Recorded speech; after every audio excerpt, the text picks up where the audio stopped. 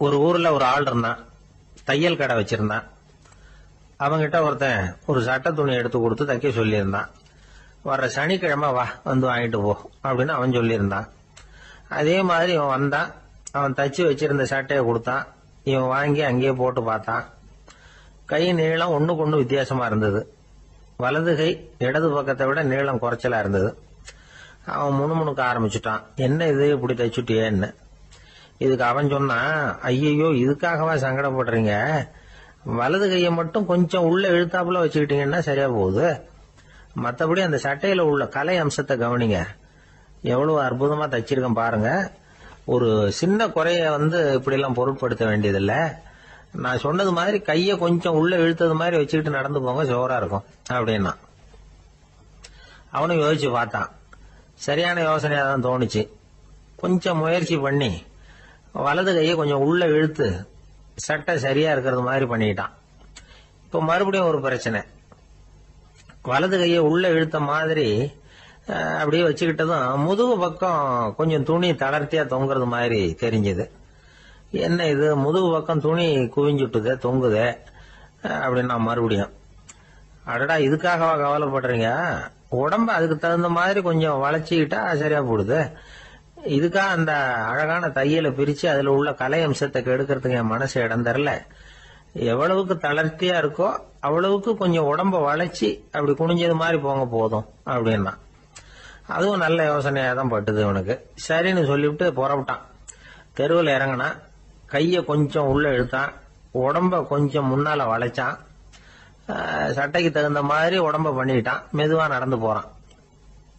இப்போ எதிரில் இன்னொருத்தன் வரான். இவனை பாக்குறான். இவன் போட்டிருக்கிற சட்டையை பாக்குறான். ஆஹா அற்புதம்ங்கிறான். சும்மா சொல்லக்கூடாது, ரொம்ப நல்லா இருக்கு. நிச்சயமா இது இந்த ஊர் மேல தெருவில் இருக்கிற ஒருத்தன் இருக்கானே, அவன் தச்சதா தான் இருக்கணும் அப்படின்னா. இதை கேட்டதான் அவனுக்கு ஆச்சரியம். எப்படி அவ்வளவு கரெக்டா கண்டுபிடிச்சிங்க அப்படின்னு கேட்டிருக்கான். இதுக்கு அந்த வழிபோக்கன்னு சொன்னானா, அவன் ரொம்ப கெட்டிக்காரன். உங்களை மாதிரி உடம்பும் கையும் வளைஞ்சு போன ஒரு ஆசாமிக்கு அவனை தவிர வேற யாராலேயும் இவ்வளவு பொருத்தமான ஒரு சட்டையை தைக்க முடியாது அப்படின்னானா. பாருங்க, அவனுக்காக இவன் அனுசரிக்க போய் இவனோட நிலைமை எப்படி ஆயிடுது பாருங்க. இதே மாதிரிதான் சில சடங்குகளும் சம்பிரதாயங்களும் நம்மளை கோமாளி ஆக்கி விட்டுரும். எதுவா இருந்தாலும் அதுல அறிவுபூர்வமான அணுகுமுறை அவசியம்.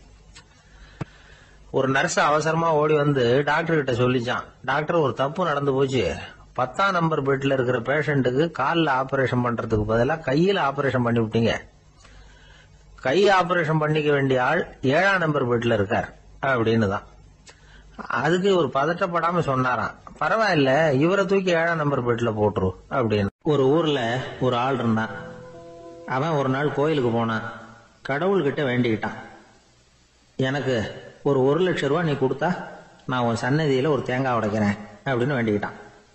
கடவுள் பார்த்தார். உடனே அவன் கண் முன்னாடி தோன்றினார். இந்தா நீ கேட்ட 1,00,000 ரூபாய் அப்படின்னு சொல்லி அவன் கையில பணத்தை கொடுத்துட்டு மறைஞ்சிட்டார். இவனால நம்பவே முடியல. இவ்வளவு சுலபமா கிடைக்கும்னு தெரிஞ்சிருந்தா அனாவசியமா ஒரு தேங்காய் உடைக்கிறேன்னு வேண்டி இருக்க வேண்டியது இல்லையே அப்படின்னு நினைச்சான். இருந்தாலும் வேண்டுதலை நிறைவேற்ற வேண்டியது கடமை. அதுக்காக என்ன பண்ணா, பக்கத்துல ஒரு கடைக்கு போனான். ஒரு தேங்காயை கையில் எடுத்தான். இது என்ன விலைன்னு கேட்டான். 5 ரூபான்னார் கடையில் இருந்தவர். அதிகமா இருக்குதே விலைன்னா. அப்படின்னா ஒண்ணு செய்யுங்க, அடுத்த ஊருக்கு போங்க, அங்க தென்னந்தோப்பு அதிகம், அதனால அங்க இதை விட குறைஞ்ச விலைக்கு கிடைக்கும் அப்படின்னார். சரின்னு அடுத்த ஊருக்கு கிளம்புனான். அங்க போய் விசாரிச்சான். ஒரு தேங்காய் 3 ரூபாய் விலைன்னாங்க. இதுவும் அதிகமா தெரியுதேன்னா. அப்படின்னா ஒண்ணு செய்ய, அதோ அந்த ஆத்து ஓரமா ஒரு தென்னை மரம் இருக்கு பார், அதுல நீயே ஏறி பறிச்சுக்கோ, ஒரு தேங்காய்க்கு 1 ரூபா கொடுத்தா போதும் அப்படின்னார் அந்த தோப்புக்கு சொந்தக்காரரு. இவனுக்கு மரம் ஏற தெரியாது. இருந்தாலும் ஆசை யார விட்டுது, விலை சல்லிசா இருக்குதே. ஆத்து ஓரம் போனா தட்டு தடுமாறி அந்த மரத்துல ஏறினா அந்த தென்னை மரம் வளைஞ்சி ஆத்து பக்கம் போய் அப்புறம் நிமிர்ந்து இருந்தது. அதாவது மரத்தின் உச்சி சரியா ஆத்துக்கு நடுவில் இருந்தது. ஆத்துல வெள்ளம் கரபுரண்டு ஓடிட்டு இருக்கு. இவன் கடவுள் கொடுத்த 1,00,000 ரூபாயை மடியில வச்சு இறுக்கி கட்டிக்கிட்டான். உச்சிக்கு போய் காய் பறிக்கிற சமயத்துல காத்தும் மழையும் பலமா கலந்து அடிக்க ஆரம்பிச்சுட்டுது. கால் வழிக்கு விட்டுட்டுது. இவன் சடார்னு ஒரு தென்னை மட்டையை பிடிச்சிக்கிட்டு தொங்க ஆரம்பிச்சிட்டான். கீழே பயங்கரமான வெள்ளம். மடியில 1,00,000 ரூபாய் பணம். என்ன செய்யறதுன்னு தவிக்கிறான்.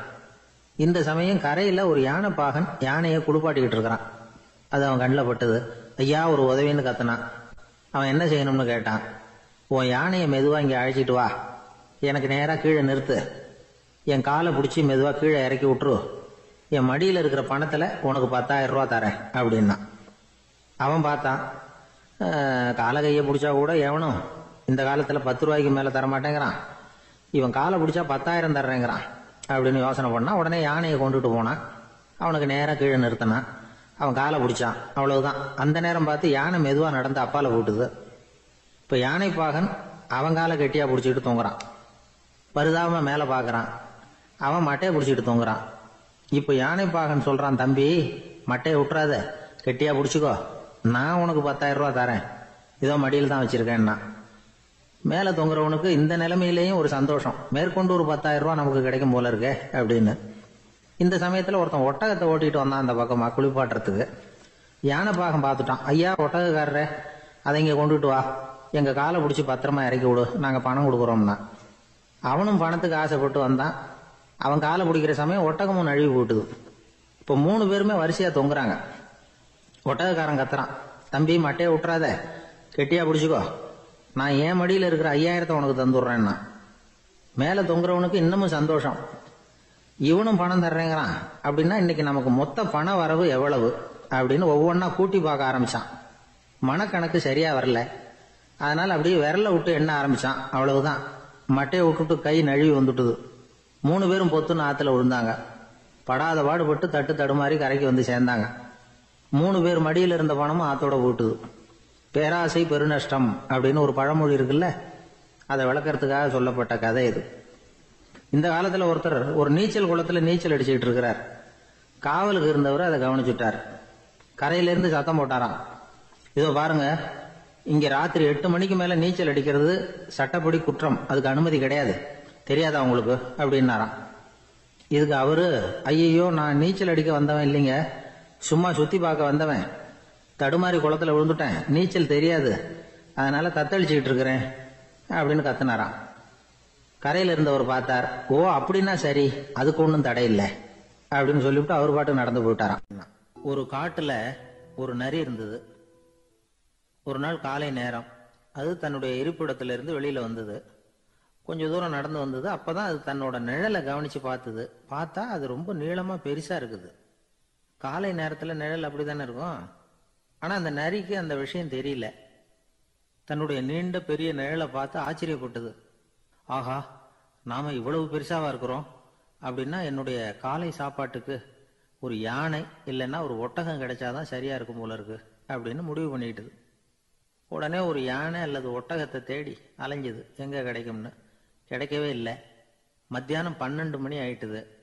பசியோட அலையுது.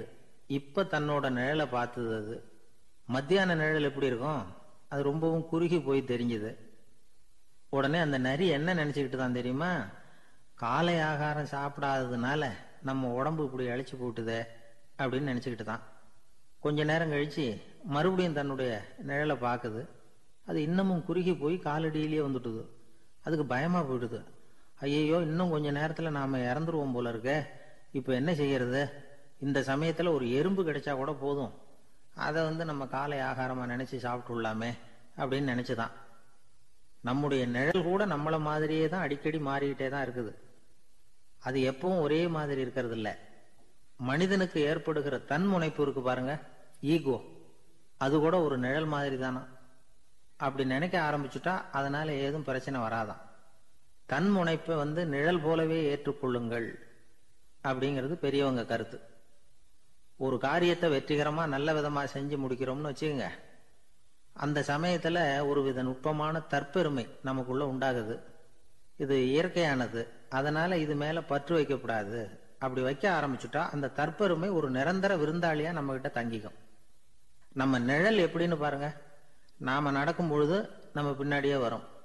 தன்முனைப்பையும் அப்படியே நினைச்சுக்குங்க. நிழல் யாருக்கும் எந்த பிரச்சனையையும் உண்டாக்குறது இல்லை.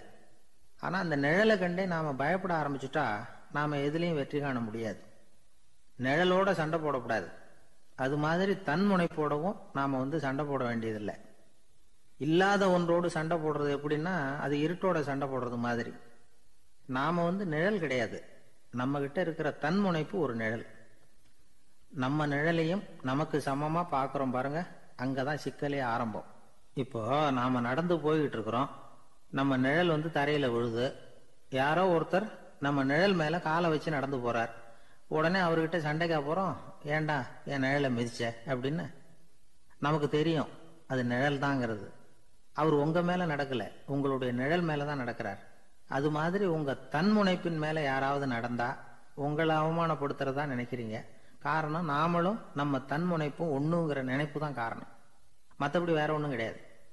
நம்ம நிழல் மேல நடக்கிறவர் நம்மளை காயப்படுத்துறது இல்லை. தன்முனைப்பை வேண்டாத ஒன்னாவும் பார்க்க வேண்டியதில்லை. அது இயற்கை. நிழலை உங்க முன்னாடி வைக்க வேணாம், அது உங்க பின்னாடியே இருக்கட்டும். நிழலின் நிழலாகி விடாதீர்கள், நீங்கள் நீங்களாகவே இருங்கள். இதுதான் சான்றோர் சிந்தனை. ஒரு பேருந்துல ஒரே நெரிசல். ஒருத்தர் பக்கத்துல நின்றுகிட்டு இருந்தவர்கிட்ட ரொம்ப பணிவா விசாரிச்சார், ஏன் சார் நீங்க ஏதாவது பெரிய உத்தியோகத்துல இருக்கிறீங்களா அப்படின்னார். அப்படிலாம் ஒண்ணும் இல்லைங்கன்னார் அவரு.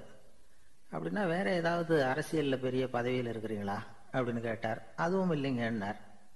சரி, பணமாவது அதிகமா வச்சிருக்கீங்களா அப்படின்னு கேட்டார். அப்படிலாம் ஒன்றும் கிடையாது சார்னார் அவரு. அப்புறம் எதுக்குடா என் காலை மிதிச்சுக்கிட்டு இருக்கிற, எடுறா காலை அப்படின்னாராம் இவர். ஒரு சன்னியாசி, அவரு ஒரு நாள் ஒரு கனவு கண்டாராம். அந்த கனவுல அவர் சொர்க்கத்துக்கு போறார். அங்க ஒரு பெரிய திருவிழா நடந்துகிட்டு இருக்குது. எங்க பார்த்தாலும் அலங்கார வளைவுகள், வண்ணமயமான விளக்குகள், பாதைகள் பூரா மலர்கள், எல்லா கட்டடங்களும் ஒளிமயம். அவ்வளவு கோலாகலமா பிரம்மாண்டமா அந்த திருவிழா நடந்துகிட்டு இருக்குது. அது என்ன திருவிழாங்கிறது இந்த சன்னியாசிக்கு புரியல. அங்க எதிரில் வந்துகிட்டு இருந்த ஒருத்தரை நிறுத்தி, என்ன விசேஷம் இங்க அப்படின்னு விசாரிச்சாராம். உனக்கு தெரியாத விஷயம், இன்னைக்கு இறைவனுக்கு பிறந்த நாள், அதைத்தான் எல்லாரும் சேர்ந்து கொண்டாடுறோம். இதுக்காக பிரம்மாண்டமான ஊர்வலம் ஒண்ணு வரப்போகுது. இறைவனே அந்த ஊர்வலத்துல கலந்துகிறார் அப்படின்னார் அவரு. உடனே அந்த சன்னியாசி ஒரு மரத்து நிழல்ல ஒதுங்கி நின்றுகிட்டார். ஊர்வலம் வந்துகிட்டு இருக்குது. முதல்ல ஒரு குதிரை வந்துகிட்டு இருக்கு, அது மேல ஒருத்தர் உட்காந்துருக்கிறார். அவருக்கு பின்னாடி நிறைய பேர் கூட்டமா வந்துகிட்டு இருக்கிறாங்க. இவ்வளவு கூட்டம் இவர் பின்னாடி வருது, யார் இவரு அப்படின்னு கேட்டார். ஒரு மதத்தின் பெயரை சொல்லி, இவர் அந்த மதத்தின் தலைவர், அவரை பின்பற்றுகிற மக்கள் கூட்டம் பின்னாடி வந்துகிட்டு இருக்குது அப்படின்னு விவரம் சொல்லி இருக்கிறாங்க. இவங்களுக்கு அடுத்தபடியா இன்னொரு குதிரையில ஒருத்தர் வந்துகிட்டு இருக்கிறார். அவருக்கு பின்னாடி ஏகப்பட்ட கூட்டம். இவர் யாருங்க அப்படின்னு கேட்டிருக்காரு சன்னியாசி. அங்க இருக்கிறவங்க விவரம் சொல்லி இருக்கிறாங்க. இன்னொரு மதத்தின் பெயரை சொல்லி, இவர் அந்த மதத்தினுடைய தலைவர், அவர் வழியை பின்பற்றுகிறவர்கள் அவர் பின்னாடி கூட்டமா வந்துகிட்டு இருக்கிறாங்க அப்படின்னு இருக்காங்க. இப்படி ஒவ்வொருத்தரா குதிரை மேல வந்துகிட்டே இருக்கிறாங்க. அவங்கள பின்பற்றியும் ஒவ்வொரு கூட்டம் வந்துகிட்டே இருக்குது. அந்த பெரிய ஊர்வலம் அது பாட்டுக்கு போயிட்டு இருக்குது. கடைசியா அது முடிஞ்சது ரொம்ப நேரம் கழிச்சு. அதுக்கப்புறம் கொஞ்ச நேரம் கழிச்சு ஒரு வயசான ஆள் குதிரை மேல வந்துகிட்டு இருக்கிறார். ஆனா அவருக்கு பின்னாடி யாருமே இல்லை. அவர் பரிதாபமா தனியா வந்துகிட்டு இருக்கிறார். அவர் அந்த ஊர்வலத்தை சேர்ந்தவரா இல்லையாங்கிறதே தெரியல. இவர் யாரு, இவர் ஏன் இப்படி தனியா வந்துகிட்டு இருக்கிறார் அப்படின்னு கேட்டிருக்காரு அந்த சன்னியாசி. என்னது இப்படி கேக்குறீங்க, இவர் தான் கடவுள், இவருக்காக தான் இன்னைக்கு இந்த ஊர்வலமே நடக்குது, இவருக்கு தான் இன்னைக்கு பிறந்த நாள், முன்னாடி போற ஊர்வலம் பூரா இவருடைய பிறந்த நாளை கொண்டாடுறதுக்காகத்தான் அப்படின்னு இருக்காங்க. இதை கேட்டதும் அந்த சன்னியாசிக்கு திடுக்குன்னு தூக்கி போட்டிருக்கு. இது வரைக்கும் கனவு கண்டுகிட்டு இருந்தவர் முடிச்சுக்கிட்டார். அதுக்கப்புறம் தான் யோசிச்சு பார்த்திருக்கார்.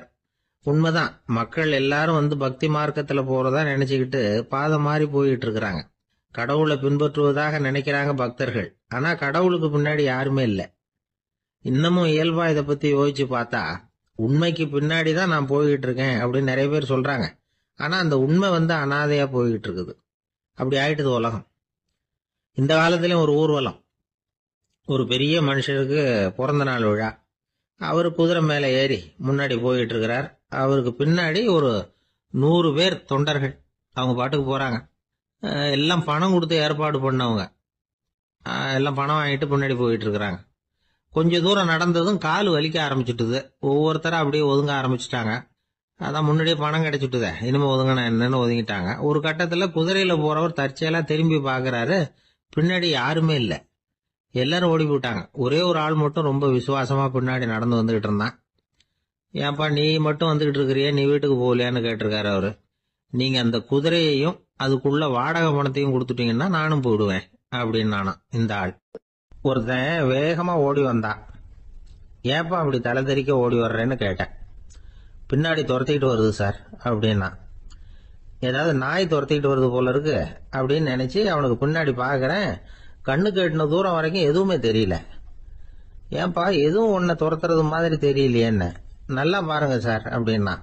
பார்த்துட்டு தான் சொல்றேன் என்ன. இதோ பாருங்க சார், இதுதான் என்ன துரத்துது அப்படின்னு அவன் காட்டுறான்.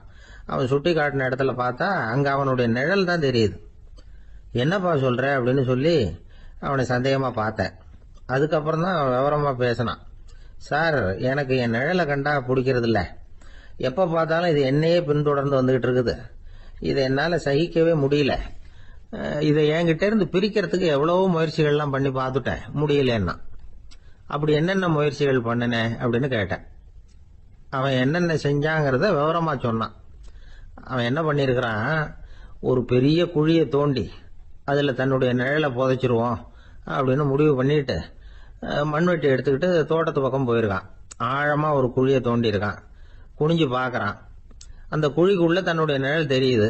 ஆஹா, இதுதான் சமயம், நிழல் இப்ப குழிக்குள்ள இருக்கு, மண்ணை போட்டு மூடி போடலாம் அப்படின்னு நினைச்சுக்கிட்டு கொஞ்சம் மண்ணை அள்ளி போட்டான். பார்த்தா இப்ப அந்த நிழல் அந்த மண்ணுக்கு மேல வந்து நிக்குது. இது ஏதுடா வம்பா போச்சு அப்படின்னு அவசரமா மண்ணை வாரி போட்டு மூடி பாக்குறான். குழி பூராவும் மூடி விட்டு பாக்குறான். மறுபடியும் நிழல் மேல வந்து உட்காந்துட்டு இருக்குது. சரி, இத குழியில புதைக்க முடியாது அப்படின்னு முடிவு பண்ணிட்டு இதை இங்கேயே இப்படியே விட்டுட்டு ஒரே ஓட்டமா ஓடி போடுவோம் அப்படின்னு நினைச்சு எடுத்தான் ஓட்டம். அது காலை நேரம். இவன் மேற்க நோக்கி ஓடிட்டு இருக்கிறான். ஓடி ஓடி பாக்குறான், நிழல் இவனை விட வேகமா இவனுக்கு முன்னாடி ஓடிட்டு இருக்கு. சரி, திரும்பி ஓடி பார்ப்போம் அப்படின்னு நினைச்சுக்கிட்டு அப்படியே சடார்னு திரும்பி ஓட ஆரம்பிச்சான். பார்த்தான், அப்பாடா நிழலை காணல. கொஞ்ச தூரம் ஓடி ஒரு இடத்துல நின்னு அப்படியே சாவகாசமா திரும்பி பாக்குறான். பின்னாடி நின்றுட்டு இருக்குது நிழல். இப்படி ஓடி வந்துதான் இங்க நம்ம முன்னாடி நின்று தன்னுடைய அவஸ்தையை சொல்லிட்டு இருக்கிறான். இந்த நிழலை துரத்துறது அல்லது வெட்டி விடுறது, இதுக்கு ஏதாவது வழி இருக்கா சொல்லுங்க சார் அப்படிங்கிறான். நமக்கு ஒன்றும் புரியல.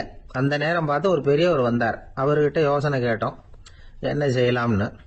அவர் சொன்னார், இந்த பாருப்பா, நீ அங்கேயும் எங்கேயும் ஓடாத, அப்படியே கீழே படுத்துக்கொண்டார். அது நல்ல உச்சி வேலை. அவன் அப்படியே கீழே படுத்துக்கிட்டான். இப்ப அப்படி இப்படின்னு திரும்பி பார்க்கறான், நிழலை காணல. அவன் இப்பதான் நிம்மதியா இருந்தான். இப்ப அந்த பெரியவர் சொன்னார், எல்லா மனிதர்களுமே இப்படிதான் ஓடிட்டு இருக்கிறாங்க. நான் எனது அப்படிங்கிற ஆணவம் தான் அவங்கள துரத்திட்டு இருக்கு. அதை விட்டுட்டு ஓடணும்னு நினைச்சாலும் அது முன்னாடி வந்து நிக்குது. பரம்பொருளை நோக்கி ஓடுறப்போ இந்த ஆணவம் பின்னாடி வந்துடுது. பரிபூர்ண சரணாகதிங்கிற நிலையில அது முழுசுமா மறைஞ்சு விடுது. தன்னை உணர்கிற வேலை அது. அந்த நேரம் மனிதனுக்கு விடுதலை உணர்வு ஏற்படுகிற நேரம் அது. அப்படிப்பட்ட சுதந்திர மனிதர்களாக எல்லாரும் மாறி போயிட்டாங்கன்னா இந்த உலகமே இன்பமயம் அப்படின்னு ஒரு விளக்கம் கொடுத்தார் பெரியவர். நம்மால் ஒருத்தர் வேகமா ஓடி வந்துகிட்டு இருந்தான். ஏன்டா அப்படி ஓடி வர்ற அப்படின்னு கேட்டார் எதிரில் வந்தவர். ஆசை துரத்துது, அதுதான் ஓடி வர்றேன்னா. உனக்கு என்ன ஆசைன்னு கேட்டார். எனக்கு ஒன்றும் ஆசை இல்லைங்க, என்னை எப்படியாவது பிடிச்சுடணும்னு போலீஸ்காரங்களுக்கு ஆசை. அந்த ஆசை இப்ப என்ன துரத்தி பின்னாடி வந்துகிட்டு இருக்குது. அதுதான் தப்பிச்சு வந்துகிட்டு இருக்கிறேன். குறுக்க நிக்காதீங்க சார், வழியை விடுங்க அப்படின்னு சொல்லிவிட்டு வேகமா ஓடி மறைஞ்சான். அசோக மன்னர் வந்துகிட்டு இருக்கார். அவருடைய ஆலோசகர்கள் எல்லாம் பக்கத்துல வந்துகிட்டு இருக்கிறாங்க. அந்த சமயத்துல எதிரில் ஒரு புத்த பிக்ஷு வர்றார். அசோகர் பாக்குறார். ஓடி போய் அவர் காலில் விழுந்து வணங்குறார். அசோக மன்னரின் தலை அந்த புத்த துறவியின் பாதத்துல பட்டுக்கிட்டு இருக்கு. பக்கத்துல நின்றுகிட்டு இருந்த அமைச்சருக்கு இது ரொம்ப சங்கடமா போச்சு. ரொம்ப வருத்தப்பட்டார். நம்ம அசோக சக்கரவர்த்தி எப்பேற்பட்டவர், அவரோட தலை ஒரு சன்னியாசியின் பாதத்துல படுறதா அப்படின்னு நினைச்சு ரொம்ப கவலைப்பட்டார். அரண்மனைக்கு திரும்பினதும் அமைச்சர் மெதுவா ஆரம்பிச்சார். அரசே, எனக்கு ரொம்ப வருத்தமா இருக்குது அப்படின்னார். எதுக்குன்னார் மன்னர். அசோக சக்கரவர்த்தியின் தலை, அதாவது அந்த சிரம், ரொம்ப மதிப்புமிக்க ஒன்று. அது ஒரு சன்னியாசியின் காலில் படலாமா அப்படின்னார். அசோகர் பதில் சொல்லல, சிரிச்சார், போயிட்டார். அதுக்கப்புறம் ஒரு சரியான சந்தர்ப்பத்துக்காக காத்துக்கிட்டு இருந்தார். ஒரு நாள் அமைச்சரை கூப்பிட்டார். எனக்கு 3 தலைகள் வேணும் அப்படின்னார். சொல்லுங்க, கொண்டுகிட்டு வரேன் அப்படின்னார் அமைச்சர். அசோகர் சொன்னார், முதல்ல எனக்கு தேவையானது ஒரு ஆட்டின் தலை, 2வது ஒரு புலியின் தலை, 3வது ஒரு மனிதனின் தலை. இதுதான் அசோகர் கேட்டது. எங்க இருந்தாலும் கொண்டு வாங்கன்னார். அமைச்சர் புறப்பட்டார். ஆட்டுத்தலை புலித்தலை கிடைச்சிட்டுது. அப்புறமா ஒரு சுடுகாட்டுக்கு போய் ஒரு மனித தலையும் சேகரம் பண்ணிட்டு ராஜா கிட்ட வந்துட்டார். அரசே, உங்கள் ஆணைப்படி 3 தலைகளையும் கொண்டு வந்திருக்கிறேன்னார். அசோகர் பார்த்தார். ரொம்ப நல்லது, இப்ப இது 3ஐயும் எடுத்துக்கிட்டு போய் சந்தையில வித்துட்டு வாங்க அப்படின்னார். அமைச்சர் அதுகளை எடுத்துக்கிட்டு சந்தைக்கு போனார். முதல்ல ஆட்டுத்தலை நல்ல விலைக்கு வித்து போச்சு. நல்ல விலை கொடுத்து வாங்கிட்டு போட்டாங்க. அடுத்தபடியா புலி தலைய ஒருத்தர் வாங்கிட்டார். அதை பாடம் பண்ணி வீட்டுல மாட்டி வைக்கலாமே அப்படின்னு நினைச்சு அதையும் வாங்கிட்டு போட்டார். மனித தலையை மட்டும் வாங்கறதுக்கு யாரும் முன் வரல. எல்லாரும் அதை பார்த்துட்டு விலைக்கு போக ஆரம்பிச்சாங்க. அமைச்சர் திரும்பி வந்தார். அரசே, இந்த தலையை மட்டும் யாரும் வாங்க மாட்டேங்கிறாங்க அப்படின்னார். சரி, பரவாயில்ல, இதை இலவசமாவே இனாமாவே யாருக்கிட்டையாவது கொடுத்துட்டு வந்துருங்க அப்படின்னார். அமைச்சர் மறுபடியும் சந்தைக்கு போனார். இதை இலவசமா தரேன், இதை வாங்கிக்கோங்க அப்படின்னார். அப்பவும் அதை யாரும் வாங்கிக்கிறதுக்கு தயாரா இல்ல. மறுபடியும் திரும்பி வந்து மன்னர்கிட்ட விவரத்தை சொன்னார். இப்போ மன்னர் சொல்றார், அமைச்சரே, உயிர் இருக்கிற வரைக்கும் தான் இந்த தலைக்கு மதிப்பு. ஜீவன் போனதுக்கு அப்புறம் அதோட மதிப்பும் போயிடுது. அதனால மதிப்பு இருக்கும் பொழுதே பெரியவர்கள் பாதம் பணிந்து அந்த புனிதத்தை பெற்றுக்கொள்ளணும் அப்படின்னார். பணிவுங்கிறது வேற, அடிமைத்தனம்ங்கிறது வேற. பெரியவர்களை பணிவது நமக்கு பெருமை தரக்கூடிய விஷயம். இதை மனசுல வச்சுக்கிட்டு எப்போ காலில் விழணும், எப்போ காலில் விழக்கூடாது அப்படிங்கறத முடிவு பண்ணிக்கணும். ஒரு சாதாரண ஆள் நடந்து வந்துகிட்டு இருந்தார். எதிரில் வந்த ஒரு பெரிய மனுஷன் ஓடி போய் அவர் காலில் விழுந்து தன்னுடைய தலையை அவர் பாதத்துல கொண்டு போய் வச்சார். கொஞ்ச நேரம் கழிச்சு எழுந்திரிச்சு வந்துட்டார். வந்த பிறகு இவரை கேட்டேன், ஏன் திடீர்னு ஓடி போய் அந்த ஆளு காலில் விழுந்தீங்க அப்படின்னு. அவர் போட்டிருக்கிறது என்னோட காணாம போன செருப்பான்னு கண்டுபிடிக்கிறதுக்காக அப்படி விழுந்தேன் அப்படின்னு. ஒரு ஊர்ல ஒருத்தர் இருந்தார். ரொம்ப நல்லவர். யாருக்காவது ஏதாவது கொடுத்துக்கிட்டே இருப்பார். கொடையாளி. தினமும் யாராவது ஒருத்தருக்கு ஏதாவது கொடுக்கலன்னா அவருக்கு தூக்கம் வராது. அப்படி ஒரு பழக்கம். அது மட்டும் இல்ல, அவர் கொடுக்கறது அடுத்தவங்களுக்கு தெரியாது.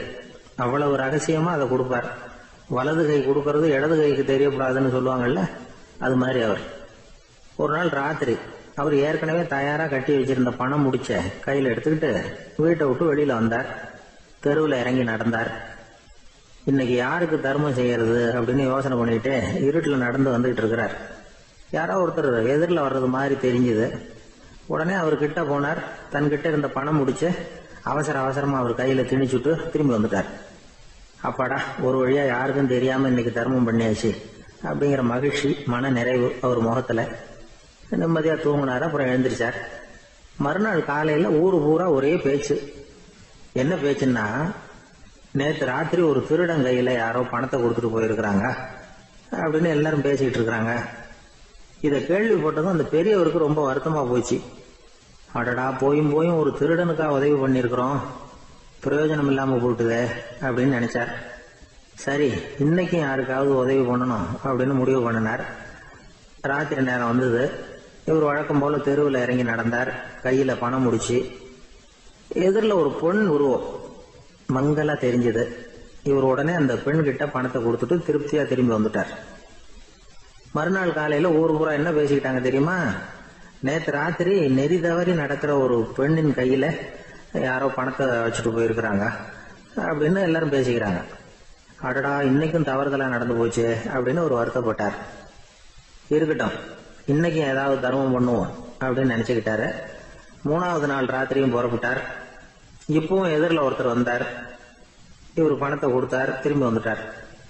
மறுநாள் மக்கள் என்ன பேசிக்கிட்டாங்கன்னா, நேற்று ராத்திரி ஒரு செல்வந்தர் கையில யாரோ பணத்தை கொடுத்துட்டு போயிருக்கிறாங்க அப்படின்னு பேசிக்கிட்டாங்களாம். அவருக்கு ரொம்ப வருத்தமா போட்டுது. என்ன இது, தினம் இப்படி ஆகிட்டு இருக்குதே அப்படின்னு நினைச்சுக்கிட்டே படுத்து தூங்கினார். அன்னைக்கு ராத்திரி ஒரு கனவு. அந்த கனவுல இறைவன் சொன்னாராம், இத பாருப்பா, நீ கொடுத்த தர்மம் வீணா போயிடல. உன்கிட்ட பணம் வாங்கின அந்த திருடன் திருந்திட்டான், அந்த பொண்ணும் திருந்திட்டா, அந்த செல்வந்தனும் கொடையாளி ஆயிட்டான், எல்லாருக்கும் உதவி பண்ண ஆரம்பிச்சுட்டான் அப்படின்னு சொன்னாராம். இந்த கதையை சொன்னவர் யாருன்னா நபிகள் நாயகம். இதுல உள்ள கருத்து என்னன்னா, நல்ல மனசோட தர்மம் பண்ணுனா அது வீணா போறதில்லை. இன்னொரு கருத்து, தர்மம் தன்னை மட்டுமல்ல அடுத்தவங்களையும் தீமையிலிருந்து காப்பாற்றும். இதுதான் நாம புரிஞ்சுக்க வேண்டியது. இந்த காலத்திலயும் இது மாதிரி சில சம்பவங்கள் நடக்கிறது உண்டு. ஒரு பெரியவர் இருட்டுல நடந்து வந்துகிட்டு இருந்தாரு. எதிரில் வந்த ஒருத்தன் வலுக்கட்டாயமா ஒரு கையை பிடிச்சி ஒரு பண முடிப்பை கொடுத்து வச்சுக்க சொல்லிவிட்டு விலைக்கு போயிட்டான். பெரியவருக்கு ஆச்சரியம், இந்த காலத்திலயும் இப்படி வலது கை கொடுக்கறது இடது கைக்கு தெரியக்கூடாதுன்னு நினைக்கிற கொடையாளிகள் உண்டு போல இருக்கு அப்படின்னு யோசனை பண்ணிக்கிட்டே நடந்தார். கொஞ்ச தூரம் போயிருப்பாரு. அதுக்குள்ள அதே ஆள் திரும்பி வந்தான். கொடுத்த பண முடிப்பை திருப்பி கொடுங்க அப்படின்னு கேட்டு வாங்கிட்டான். இவருக்கு ஒன்றும் புரியல. ஏன் இப்படி பண்றேன்னார். அது ஒண்ணும் இல்லைங்க, கொஞ்ச நேரம் இதை உங்ககிட்ட கொடுத்து வச்சிருந்தேன் அவ்வளவுதான் அப்படின்னா. ஏன்னு கேட்டார். என்னை பின்னாடி போலீஸ் தேடிட்டு வந்துகிட்டு இருக்குது, அதுதான் அப்படி பண்ணேன், இப்ப போயிட்டுது, இனிமே ஒன்றும் பயம் இல்லை அப்படின்னு சொல்லிவிட்டு அவன் பாட்டுக்கு நடந்து போறான். ஒரு ஊர்ல ஒரு பெரியவர் இருந்தார். அவர் ஒரு குரு. அவர் தொடர்ந்து தியான கூட்டங்கள் நடத்துவார். அந்த கூட்டத்துல கலந்துக்கிறதுக்காக பல ஊர்கள்ல இருந்து சீடர்கள் நிறைய பேர் வருவாங்க போவாங்க. ஒரு நாள் அங்க கூட்டம் நடந்துகிட்டு இருக்குது. அந்த சமயத்துல சீடர்கள்ல ஒருத்தன் என்னத்தையே திருடி விட்டான். மற்ற சீடர்கள் அதை கவனிச்சுட்டாங்க. இவன் ஆப்பிட்டுக்கிட்டான். கூட்டம் முடிஞ்ச பிற்பாடு இவன் திருடின விஷயத்த அந்த பெரியவர்கிட்ட போய் சொன்னாங்களாம். அவர் கவனத்துக்கு கொண்டுகிட்டு போனாங்க. ஆனா அவர் இத காதலியே போட்டுக்கல, கண்டுக்கவே இல்லை. போய் சொன்ன சீடர்களுக்கெல்லாம் ஏமாத்தமா போயிட்டுது. என்ன இது, இவ்வளவு தூரம் நாம கண்டுபிடிச்சு போய் சொல்றோம், அவரு கண்டுக்கவே மாட்டேங்கிறாரே அப்படின்னு ஒரு மாதிரி ஆயிட்டாங்க. இருந்தாலும் அதை பத்தி ஒண்ணுமே சொல்லிக்கல, பேசாம இருந்துட்டாங்க. கொஞ்ச நாள் ஆச்சு. அதே ஆளு மறுபடியும் ஒரு திருட்டுல மாட்டிக்கிட்டான். சீடர்கள் மறுபடியும் அந்த குரு கிட்ட விஷயத்த சொன்னாங்க. அவர் அப்பவும் வழக்கம் போல சும்மாவே இருந்துட்டார். இவர் இப்படி இருக்கிறத பார்த்ததும் அந்த சீடர்களுக்கு கோபம் வந்துட்டுது. உடனே அந்த சீடர்கள்லாம் ஒண்ணு கூடி பேசினாங்களாம். எல்லாருமா சேர்ந்து ஒரு விண்ணப்பம் தயார் பண்ணாங்க. அதை குருநாதர்கிட்ட கொண்டுட்டு போய் கொடுத்தாங்க. அந்த விண்ணப்பத்துல இவங்க என்ன எழுதியிருக்கிறாங்க தெரியுமா? குருநாதர் அவர்களே, உடனே திருடனவன் மீது சட்ட நடவடிக்கை எடுக்கணும். நீங்க அப்படி அவனை இங்க சேர்க்கப்படாது. நீங்க சேர்த்தீங்கன்னா நாங்க இங்க இருக்கிறத பத்தி யோசிக்க ஆரம்பிச்சிருவோம். அவனை இந்த மடத்தை விட்டே துரத்தி பண்ணணும். நீங்க அவனை வெளியில அனுப்புங்க, இல்லைன்னா நாங்க அத்தனை பேரும் வெளியில போயிடுறோம். இப்படிதான் அந்த விண்ணப்பத்துல எழுதியிருக்கிறாங்க. குரு அந்த விண்ணப்பத்தை வாங்கி படிச்சு பார்த்தார். அதுக்கப்புறம் அதை எழுதின அத்தனை பேரையும் கூப்பிட்டாரு. எல்லாரும் இப்படி வாங்கன்னாரு. வந்தாங்க. இப்படி என் எதிரில் உட்காருங்கன்னார். உட்கார்ந்தாங்க. அப்புறம் சொன்னார், இதை பாருப்பா, நீங்க எல்லாரும் புத்திசாலிகள். உங்களுக்கு எது நல்லது எது கெட்டதுங்கிறது நல்லா தெரியும். நீங்க மேற்கொண்டு ஏதாவது படிக்கணும்னு நினைச்சா வேற எங்க வேணும்னாலும் போகலாம். அதுக்கு நான் தடை சொல்ல மாட்டேன். ஆனா உங்களால குற்றம் சாட்டப்பட்ட அவன் இருக்கானே, அவன் எப்படின்னா அவனுக்கு எது நல்லது எது கெட்டதுங்கிறதெல்லாம் தெரியாது. அதனாலதான் திருடுறான். நீங்க சொல்றது மாதிரி அவனை அடிச்சு துரத்தி விடுறோம்னு வச்சுங்க, அவனுக்கு எப்படி நல்லது கெட்டது தெரியும்? அவனுக்கு அதை யாரு சொல்லி கொடுக்கறது? அதனால இங்கேயே இருக்கட்டும், அதுதான் சரி. இதுக்காக நீங்க எல்லாரும் என்னை விட்டுட்டு போனாலும் சரி, அவனை நான் விரட்ட மாட்டேன் அப்படின்னு விட்டாரான். இவ்வளவையும் திருடனை அந்த சீடன் கேட்டுக்கிட்டே இருந்திருக்கான். அவன் கண்கள்ல கண்ணீர். அப்படியே எழுந்திரிச்சு வந்தான். குரு காலில் விழுந்தான். அவன் கண்ணீர்ல அவனது தீமை கழுவப்பட்டது அப்படிம்பாங்க. அதாவது சீடர்களுக்கு அந்த குருவோட பெருமை அப்பதான் புரிஞ்சுதான். ஒரு நல்ல ஆசிரியர் இருக்காருன்னு வச்சுங்க, நல்லா படிக்கிற பையனுக்கு தான் பாடம் சொல்லி கொடுப்பேன்னா அது என்ன பெரிய விஷயமா? மோசமா படிக்கிறவனையும் மாத்தி காட்டுறேங்கிறது தான் பெருமை. இந்த காலத்து குரு ஒருத்தர் ஒரு ஆசிரமம் வச்சு நடத்திட்டு வந்தார். நிறைய பேர் தினம் வருவாங்க போவாங்க. ஒரு நாள் ஒருத்தன் வந்தான். அந்த குரு முன்னாடி போய் நின்னான். ஐயா, என்ன உங்க சீடனா ஏத்துக்கணும்னா. அந்த குரு நிமிர்ந்து பார்த்தார். உன்னுடைய நோக்கம் என்னன்னு கேட்டார். ஐயா, உங்ககிட்ட கொஞ்ச நாள் இருந்தேன்னா நல்ல பழக்க வழக்கங்களை கத்துக்கலாம். அதுக்கப்புறம் வெளியில போய் ஒரு நல்ல தொழில் தொடங்கி வாழ்க்கையில முன்னுக்கு வரணுங்கிறது தான் என்னோட நோக்கம் அப்படின்னா. நீ சொல்றது சரி, ஆனா உன்னால இங்க நல்ல பழக்க வழக்கங்களை கத்துக்க முடியலன்னு வச்சுக்கோ, அப்ப என்ன பண்ணுவேன் அப்படின்னு கேட்டார் அவர். அப்படி ஆச்சுன்னா என்ன, உங்களை மாதிரியே ஒரு ஆசிரமம் ஆரம்பிச்சு அதுக்கு குருவா இருந்துட்டு போறேன் அப்படின்னா. ஒரு பெரிய அரசன் இந்த உலகம் பூராவையும் ஆண்டுகிட்டு இருந்தான். ரொம்ப காலம் அப்படி அரசாட்சி பண்ணிக்கிட்டு இருந்தான். திடீர்னு அவனுக்கும் சில எதிரிகள் முளைச்சாங்க. அவங்க எல்லாம் ஒண்ணு சேர்ந்து இவனை தோற்கடிச்சுட்டாங்க. தோத்து போனது இவனுக்கு பயம் வந்துட்டுது, எங்க எதிரிகள் நம்ம கொன்னுடுவாங்களோ அப்படின்னு. வெளியில வந்தா தனக்கு ஆபத்துன்னு பயந்துகிட்டு யாருக்கும் தெரியாம ஒரு குகைக்குள்ள போய் பதுங்கி கிடக்குறான். நிலைமைய பாருங்க. முதல் நாள் அரண்மனையில அதிகாரம் பண்ணிக்கிட்டு இருந்தவன் மறுநாள் குகையில பயந்து போய் பதுங்கி கிடக்குறான். ராத்திரி நேரம் வந்தது. பசி வயத்தை கிள்ளுது. பிச்சை எடுத்து சாப்பிட வேண்டிய நிலைமை. பிச்சை எடுக்கிறதுக்கு பாத்திரம் வேணுமே, என்ன பண்றது அப்படின்னு அங்கேயும் இங்கேயும் பாக்குறான். ஒரு மூலையில யாரோ விட்டுட்டு போன ஒரு ஓடு கிடக்குது. அதை எடுத்துக்கிட்டு புறப்பட்டான். இருட்டுல வழி புரியல. ஏதோ ஒரு யூகத்துல காலை மெதுவா எடுத்து வச்சு நடந்து போயிட்டு இருக்கிறான். வழியில ஒரு கருப்பு நாய் படுத்து கிடந்தது. இருட்டுல அவன் இது கண்ணுக்கு சரியா தெரியல. அவனுக்கு தவறி போய் காலை வச்சுட்டான் அது மேல. நாய் சும்மா இருக்குமா, வள்ளுன்னு உழுந்து கடிச்சு விட்டுது. காலை பாக்குறான், காலத்தையும் நினைச்சு பாக்குறான். அரண்மனையில வீரக்கழல் அணிந்த காலை உடைய மன்னா அப்படின்னு புகழ்வாங்களே புலவர்கள்லாம். ஆனா அது இன்னைக்கு நாய் கடிச்ச காலம் ஆயிட்டுதே அப்படின்னு நினைக்கிறான். அது மட்டும் இல்ல, முன்னாடி எல்லாம் பொற்கிண்ணங்கள்ல தான் அவன் சாப்பிடுவான். ஆனா இப்போ உடைஞ்சு போன ஓட்டு, அது ஓட்டை கையில வச்சுக்கிட்டு நிக்கிறான். அதுல ஏதாவது யாராவது சாப்பாடு போடுவாங்களான்னு. முன்னாடி எல்லாம் நிறைய பேர் அரண்மனைக்கு வருவாங்க. அரசருக்கு காணிக்கைன்னு சொல்லி இவன் காலடியில கொண்டாந்து கொட்டுவாங்க. அப்போலாம் இவன் அந்த ஜனங்களுடைய முகத்தை திரும்பி கூட பாக்குறது இல்ல. ரொம்ப கர்வமா உட்காந்துருப்பான். அதே ஆளு இன்னைக்கு எல்லார் கண்ணிலையும் படுறது மாதிரி பிச்சை எடுத்துக்கிட்டு இருக்கிறான். அப்போலாம் காணிக்கைகளை தன்னுடைய கையால வாங்குறது தனக்கு கௌரவ குறைச்சல்னு நினைச்சு தன்னுடைய வேலைக்காரங்களை விட்டுதான் அதை வாங்க சொல்லுவான். இப்போ பாத்தீங்கன்னா அவனே தன் கையாலேயே பிச்சை வாங்குறான். நினைச்சு பாருங்க, அந்த மனுஷன் முத நாள் அரசன், மறுநாள் பிச்சைக்காரன். எவ்வளவு வித்தியாசம்! செல்வம் தான் இப்படி ஒரு வித்தியாசம் ஏற்படுறதுக்கு காரணம். அப்படிப்பட்ட செல்வம் வாழ்க்கையை நடத்துறதுக்கு நமக்கு தேவைதான். ஆனா அதையே நாம அடைய வேண்டிய பயனா நினைக்கிறோம் பாருங்க, அதுதான் வேடிக்கை. இத நம்மாழ்வார் அழகா ஒரு பாசுரத்துல சொல்றார். ஒரு நாயகமாய் ஓட உலகுடன் ஆண்டவர், கருணாய் கவர்ந்த காலர், சிதைகிய பானையர், பெருநாடு காண இம்மையிலே பிச்சைதாம் கொள்வர், திருநாரணன் தாழ் காலம் பெற சிந்தித்து உய்மினோ அப்படிங்கிறார் நம்மாழ்வார். ஒரு பெரிய பணக்காரர் ஒரு துறவிகிட்ட போய், சாமி என்கிட்ட நிறைய பணம் இருக்கு, இருந்தாலும் நிம்மதி இல்ல, என்னால நிம்மதியா இருக்க முடியல, என்ன காரணம்னு கேட்டாராம். உடனே அந்த துறவி இதுக்கு நேரடியா பதில் சொல்லாம பக்கத்துல நின்றுகிட்டு இருந்த ஒரு குழந்தைய கூப்பிட்டார். அது ஓடியாந்தது. ஒரு ஆப்பிள் பழத்தை எடுத்து அது கையில கொடுத்தார். அதை வாங்கிட்டு குழந்தை சிரிச்சுது. இன்னொரு பழத்தை எடுத்து கொடுத்தார். அதை இன்னொரு கையில வாங்கிட்டு சிரிச்சுது. மூணாவது ஆப்பிள் எடுத்து கொடுத்தார். 2 பழத்தையும் நெஞ்சில் அணைச்சிக்கிட்டு 3வது பழத்தையும் வாங்கறதுக்கு முயற்சி பண்ணிச்சு. ஆனா அது உடனே நழுவி கீழே விழுந்து உருண்டு ஓடிச்சு. ஏற்கனவே இருந்ததும் விழுந்துட்டுது. இப்ப அந்த குழந்தை அழ ஆரம்பிச்சுட்டுது. இப்ப அந்த துறவி பணக்காரர்கிட்ட சொன்னாராம், குழந்தைய கவனிச்சியா? 2 ஆப்பிள் போதும்னு அது நினைச்சிருந்தா இப்போ அது அழ வேண்டிய அவசியம் வந்திருக்குமா அப்படின்னாராம். எதுவுமே அளவுக்கு மிஞ்சினா துன்பம் தான். இந்த காலத்துல இதெல்லாம் யாரு காதுல வாங்குறாங்க?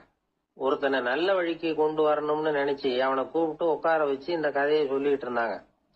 சொல்லிவிட்டு அந்த குழந்தை செஞ்சது தப்பு தானே அப்படின்னு கேட்டிருக்கிறாங்க. ஆமா, தப்பு தான். நானா இருந்தா அப்படி செஞ்சிருக்க மாட்டேன் நானா இவன். 2 பழமே போதும்னு சொல்லிருப்பியா அப்படின்னு கேட்டிருக்காங்க. அப்படி இல்லைங்க, அவர் கொடுக்க கொடுக்க ஒவ்வொரு பழமா வாங்கி பின்னாடி வச்சுட்டு மறுபடியும் கையை நீட்டுவேன் அப்படிங்கிறானா. இவெல்லாம் எந்த காலத்துல திருந்துறது? ஒரு மனிதர், அவர் யாருக்கிட்டே தொலைபேசியில பேசிட்டு இருக்கிறார். கொஞ்சம் தூரத்துல நாம நிக்கிறோம். எட்டத்துல இருந்துகிட்டு அவரை கவனிக்கிறோம். அவர் போன்ல பேசுறத, அவர் பேசுகிற வார்த்தைகள் என்ன அப்படிங்கறது நம்ம காதுல விழல.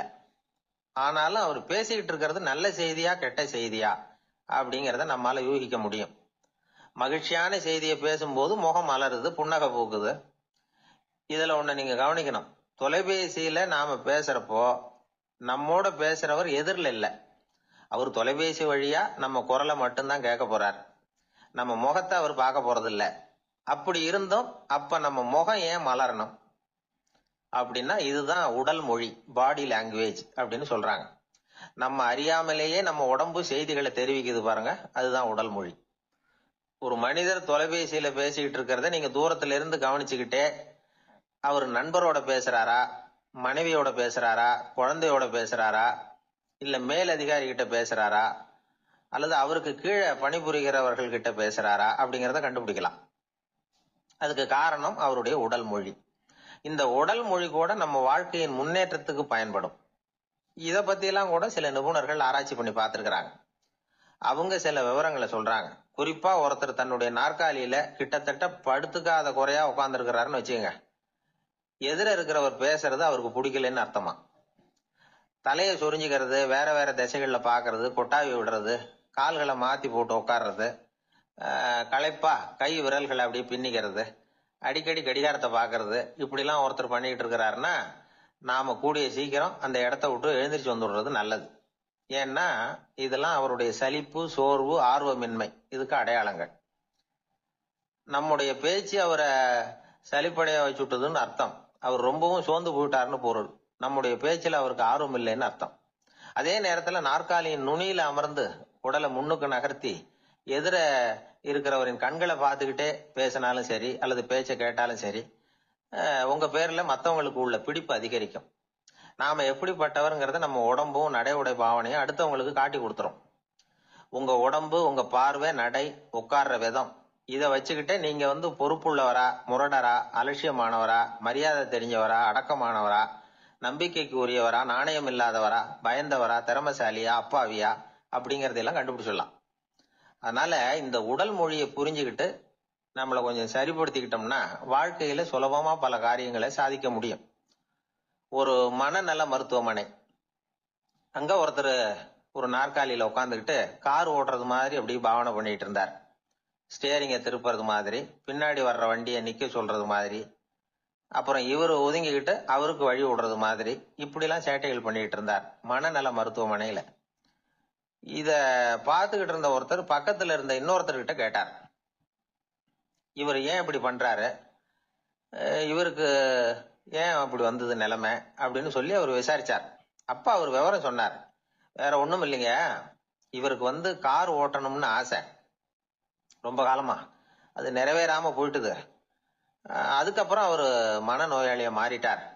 இங்க அழைச்சிட்டு வந்தாங்க. இங்க அழைச்சிட்டு வந்ததுல இருந்து அப்படிதான் பண்ணிட்டு இருக்கிறார். அப்ப கார் ஓட்டுறது மாதிரிலாம் பாவனை பண்ணிட்டு இருப்பார், திருப்புறது மாதிரி பண்ணுவார், பின்னாடி வர்றவங்களுக்கு இடம் விடுவார், இப்படிலாம் செய்யறார் அப்படின்னு விவரம் சொன்னாங்க. நீங்க சொல்லப்படாதா, இப்ப நீங்க கார் ஓட்டல, வெறும் நாற்காலியில தான் உட்கார்ந்து இருக்கிறீங்க அப்படின்னு நீங்க சொல்லப்படாதா அவருக்கு அப்படின்னு கேட்டாங்க. அது முடியாதுங்க, ஏன்னா அந்த காரை கழுவுறதுக்காக அவர் தினமும் எனக்கு 10 ரூபா கொடுத்துக்கிட்டு இருக்கிறார் அப்படின்னாராம் அங்க வேலை செஞ்சுக்கிட்டு இருந்த ஒருத்தர். அதனால வாழ்க்கையில நாம இந்த உடல் மொழியை புரிஞ்சுக்கணும். உடல் மொழிங்கிறது இப்ப ஆரம்பத்துல சொன்னது மாதிரி அந்த தொலைபேசியில பேசுறவங்களை தூரத்துல இருந்து பார்த்தாவே அவர் யாருகிட்ட பேசுறாரு, என்ன பேசுறாருன்னு தெரியும். நம்ம முகத்தை நல்லா வச்சுக்கணும். உடல் மொழிய நம்ம புரிஞ்சுக்கிட்டு பயன்படுத்த ஆரம்பிச்சோம்னா எந்த முயற்சி பண்ணினாலும் அதுல வெற்றி நிச்சயம். ஒரு ஆள் இருந்தார், அவரு தன்னை ஒரு குருன்னு சொல்லிக்கிட்டார். மௌன குரு, வாயே திறக்கிறது இல்ல. அவருக்கு 2 சீடர்கள் உண்டு. இவங்க தான் வர்றவங்க கிட்ட பேசுவாங்க, விளக்கம் கொடுப்பாங்க. ஒரு நாள் இந்த சீடர்கள் 2 பேரும் எங்கேயோ வெளியில போயிட்டாங்க. அந்த நேரம் பார்த்து ஒருத்தர் அங்க வந்தார், குரு கிட்ட போனார். குருவே, புத்தர்னா என்னன்னு கேட்டார். குருவுக்கு ஒன்னும் புரியல. அவர் உண்மையான குருவா இருந்தாவில புரியும். அவர் திருன்னு முழிக்க ஆரம்பிச்சுட்டார். இந்த நேரம் பார்த்து இந்த சீடர்கள் எங்கேயோ போயிட்டாங்களே, என்ன பண்றது, உதவிக்கு யாராவது கிடைக்க மாட்டாங்களா அப்படின்னு அப்படியே சுத்தி பாக்குறார். அங்க பாக்குறார். வந்தவர் இதை கவனிச்சார். ஏதோ புரிஞ்சுக்கிட்டவர் மாதிரி அடுத்த கேள்வி கேட்டார். தர்மம்னா என்ன சுவாமின்னார். குருவுக்கு ரொம்ப சங்கடமா போச்சு. நம்ம நிலைமை இப்படி ஆயிட்டுதே, இக்கட்ல மாட்டிக்கிட்டோமே அப்படின்னு நினைச்சபடியே விட்டத்தை பார்த்தார். அப்புறம் குனிஞ்சு தரைய பார்த்தார். அப்படியே உட்காந்துக்கிட்டார். வந்தவர் உடனே அடுத்த கேள்விக்கு போயிட்டார். தியானம்னா என்ன சுவாமின்னார். பாவம் என்ன பண்ணுவார் அந்த குரு, பேசாம கண்ணை கெட்டியா மூடிக்கிட்டார். இது ஏதடா வம்பா போச்சுன்னு. இவர் இப்படி பண்ணா கூட வந்தவர் சளைக்கல. இன்னொரு கேள்வியும் கேட்டார். ஆசீர்வாதம்னா என்ன அப்படின்னார். இவர் பார்த்தார், இப்படியே போனா இவர் கேள்வி கேட்கறத நிறுத்த மாட்டார் அப்படின்னு நினைச்சுக்கிட்டு எனக்கு ஒண்ணுமே தெரியாதுங்கிற பாவனையில 2 கையையும் விரிச்சு காட்டினார். வந்தவர் முகத்துல மகிழ்ச்சி, மன நிறைவு, ஏதோ எல்லாம் புரிஞ்சுக்கிட்ட ஒரு மாதிரி அங்கிருந்து புறப்பட்டு போனார். வழியில அந்த குருவோட சீடர்கள் 2 பேரையும் சந்திச்சார். உங்க குருவை தான் பாத்துட்டு வரேன்னாரு. இவரு என்ன நடந்ததுன்னு கேட்டாங்க. இவரு விவரமா சொல்றார். உங்க குரு எவ்வளவு பெரிய ஞானி தெரியுமா, புத்தர்னா என்னன்னு கேட்டேன், அதுக்கு அவர் அப்படியும் இப்படியும் பார்த்தார். அதுக்கு என்ன அர்த்தம் தெரியுமா, மக்கள் புத்தரை அங்கேயும் இங்கேயும் தேடுறாங்க, உண்மையில அவர் அங்கேயும் இங்கேயும் தேடி கண்டுபிடிக்க முடியாது அப்படிங்கறத அவர் செய்கை மூலம் உணர்த்தினார்.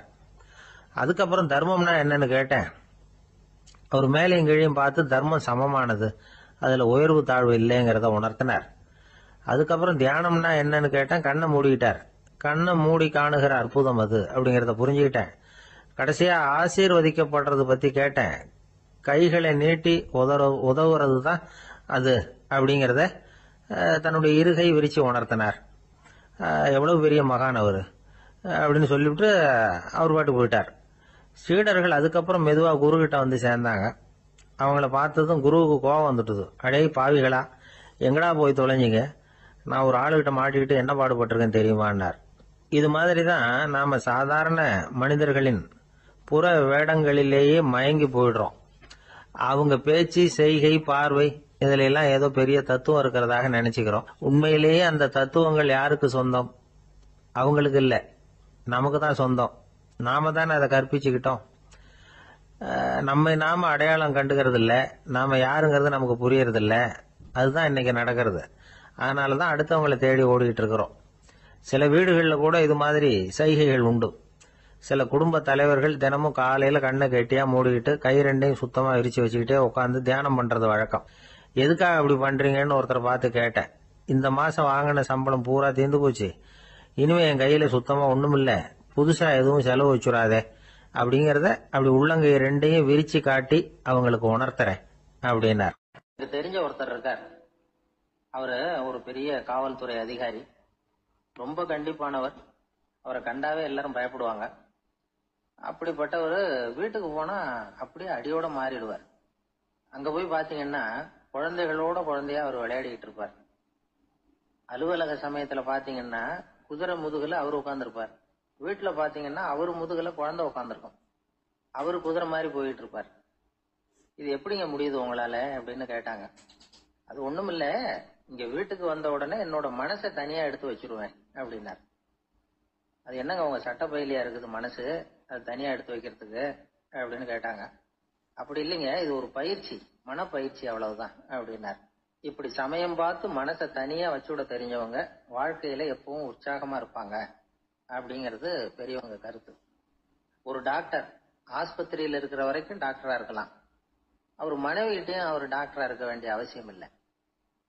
ஒரு வக்கீல் கோர்ட்ல இருக்கிற வரைக்கும் வக்கீலா இருக்கலாம். வீட்டுக்கு வந்ததுக்கு அப்புறமும் வக்கீலா இருக்க வேண்டிய அவசியம் கிடையாது.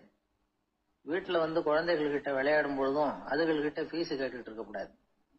நாம எப்படி இருக்கணும்னு பெரியவங்க சொல்றாங்கன்னா, மனசோட சேரக்கூடாதான்.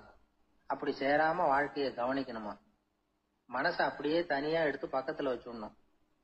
அப்படின்னா அதை அப்படியே தூக்கி எறிஞ்சுடு அப்படின்னு அர்த்தம் இல்லை. ஏன்னா மனசுங்கிறது நமக்கு உபயோகப்படக்கூடிய ஒண்ணுதான். எப்ப அது தேவையோ அப்பப்போ எடுத்து உபயோகப்படுத்திக்கணும்.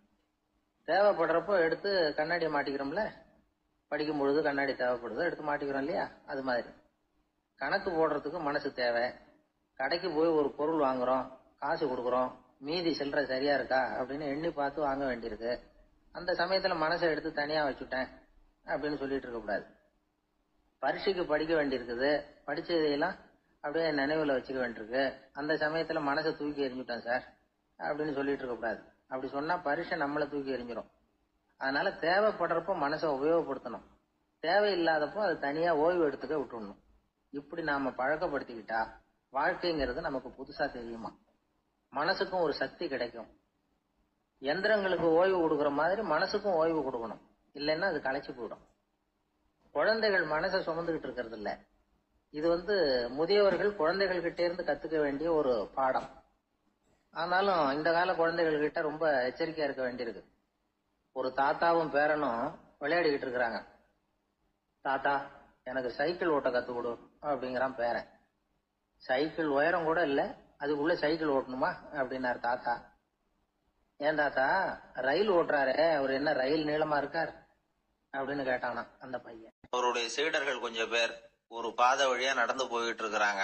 வழியில ஒரு ஆறு, அதை கடக்க வேண்டியிருந்தது. ரொம்ப ஆழம் கிடையாது. அதனால எல்லாரும் இறங்கி நடக்க ஆரம்பிச்சாங்க. அப்போ அந்த குரு சொன்னாராம், ஞானம் பெற்றவன் ஆற்றை கடக்கும் போது அவனுடைய கால்கள் ஒருபோதும் நனையாது அப்படின்னாராம். இத கேட்டது சீடர்களுக்கு ஒன்றும் புரியல. அவங்க எல்லாரும் குழம்பி போயிட்டாங்க. ஞானம் பெற்றவர்கள் காலு தண்ணீர்ல நனையாதுன்னு சொல்றாரே நம்ம குரு, ஆனா இவரு கால் இப்ப தண்ணீர்ல நனையுதே அப்படின்னா இவருக்கு இன்னும் ஞானம் கிடைக்கலன்னு அர்த்தமா? இப்படி எல்லாம் யோசிக்க ஆரம்பிச்சுட்டாங்க. ஒரு சீடன் மெதுவா கேட்டுட்டான், சுவாமி, ஞானியின் பாதங்கள் ஒருபோதும் நனையாது அப்படின்னு சொல்றீங்க, ஆனா உங்களுடைய பாதங்கள் நனைஞ்சிருக்குதே அப்படின்னா. முட்டாளே, நனைஞ்சிருக்கிற பாதங்கள் என்னுடையது இல்லைன்னார் குரு. அவரு சொல்றது சரிதான், அதுல ஒன்னும் குழப்பம் இல்லை. அந்த தண்ணீர் அவரை தொட முடியாது. குரு என்ன சொல்றாரு தெரியுமா? எதுவும் என்ன தொட முடியாது, ஏன்னா நான் இல்லை அப்படிங்கிறாரு. நானே இல்லைங்கிறப்போ எதுவும் என்ன தொட முடியாது. இந்த கால் என்னுடையதுங்கிற நினைப்பு இருந்தா தானே தண்ணீர் அதை தொடர்றது எனக்கு தெரியும். நீங்க ஒரு குருவோட தொடர்பு கொள்ளுகிற போது ஒன்னு ஞாபகத்துல வச்சுக்கணும்.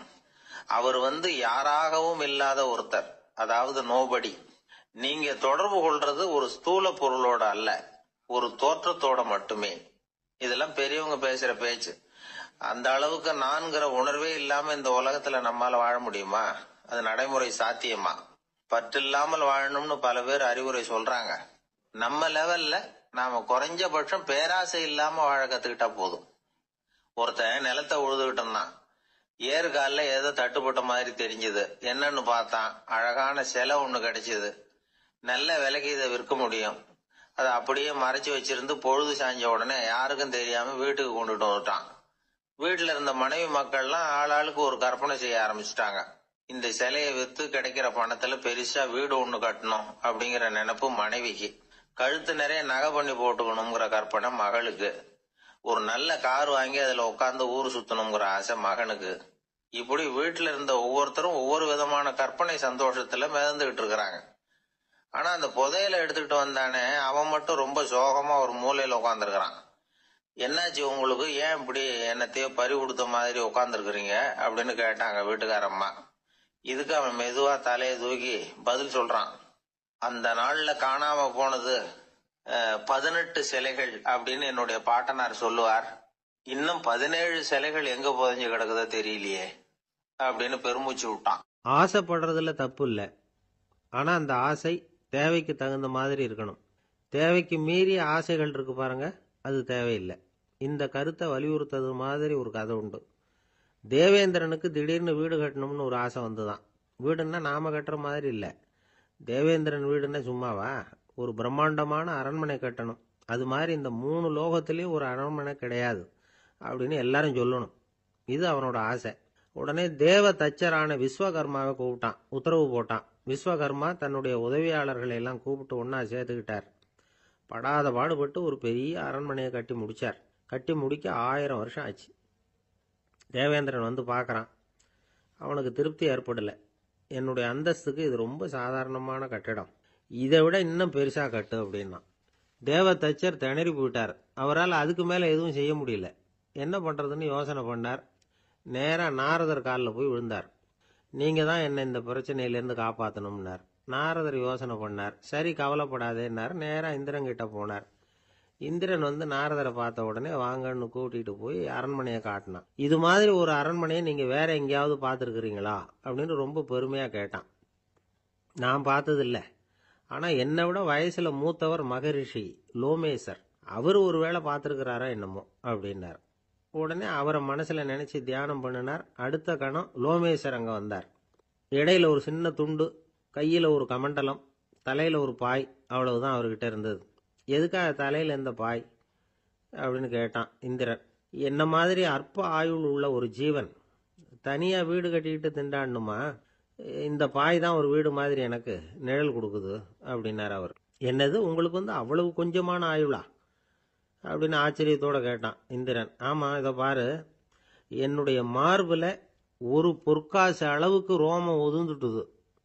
எப்ப என் உடம்புல உள்ள எல்லா ரோமமும் உதிர்ந்துருமோ அப்ப என்னுடைய ஆயுள் முடியும் அப்படின்னார். எப்ப அந்த ரோமங்கள் பூரா உதிரும்னு கேட்டான் இவன். ஒரு பிரம்மா மறைஞ்சதும் ஒரு ரோமம் உதிரும். என் உடம்புல உள்ள ரோமங்களின் எண்ணிக்கை எவ்வளவோ அவ்வளவு பிரம்மாக்கள் தோன்றி அவங்க ஆயுள் முடியும் பொழுது என் உடம்புல உள்ள ரோமங்கள் பூரா உதிரும் அப்படின்னார். அப்படின்னா ஒரு பிரம்மாவோட ஆயுள் எவ்வளவு காலம்னு கேட்டான்.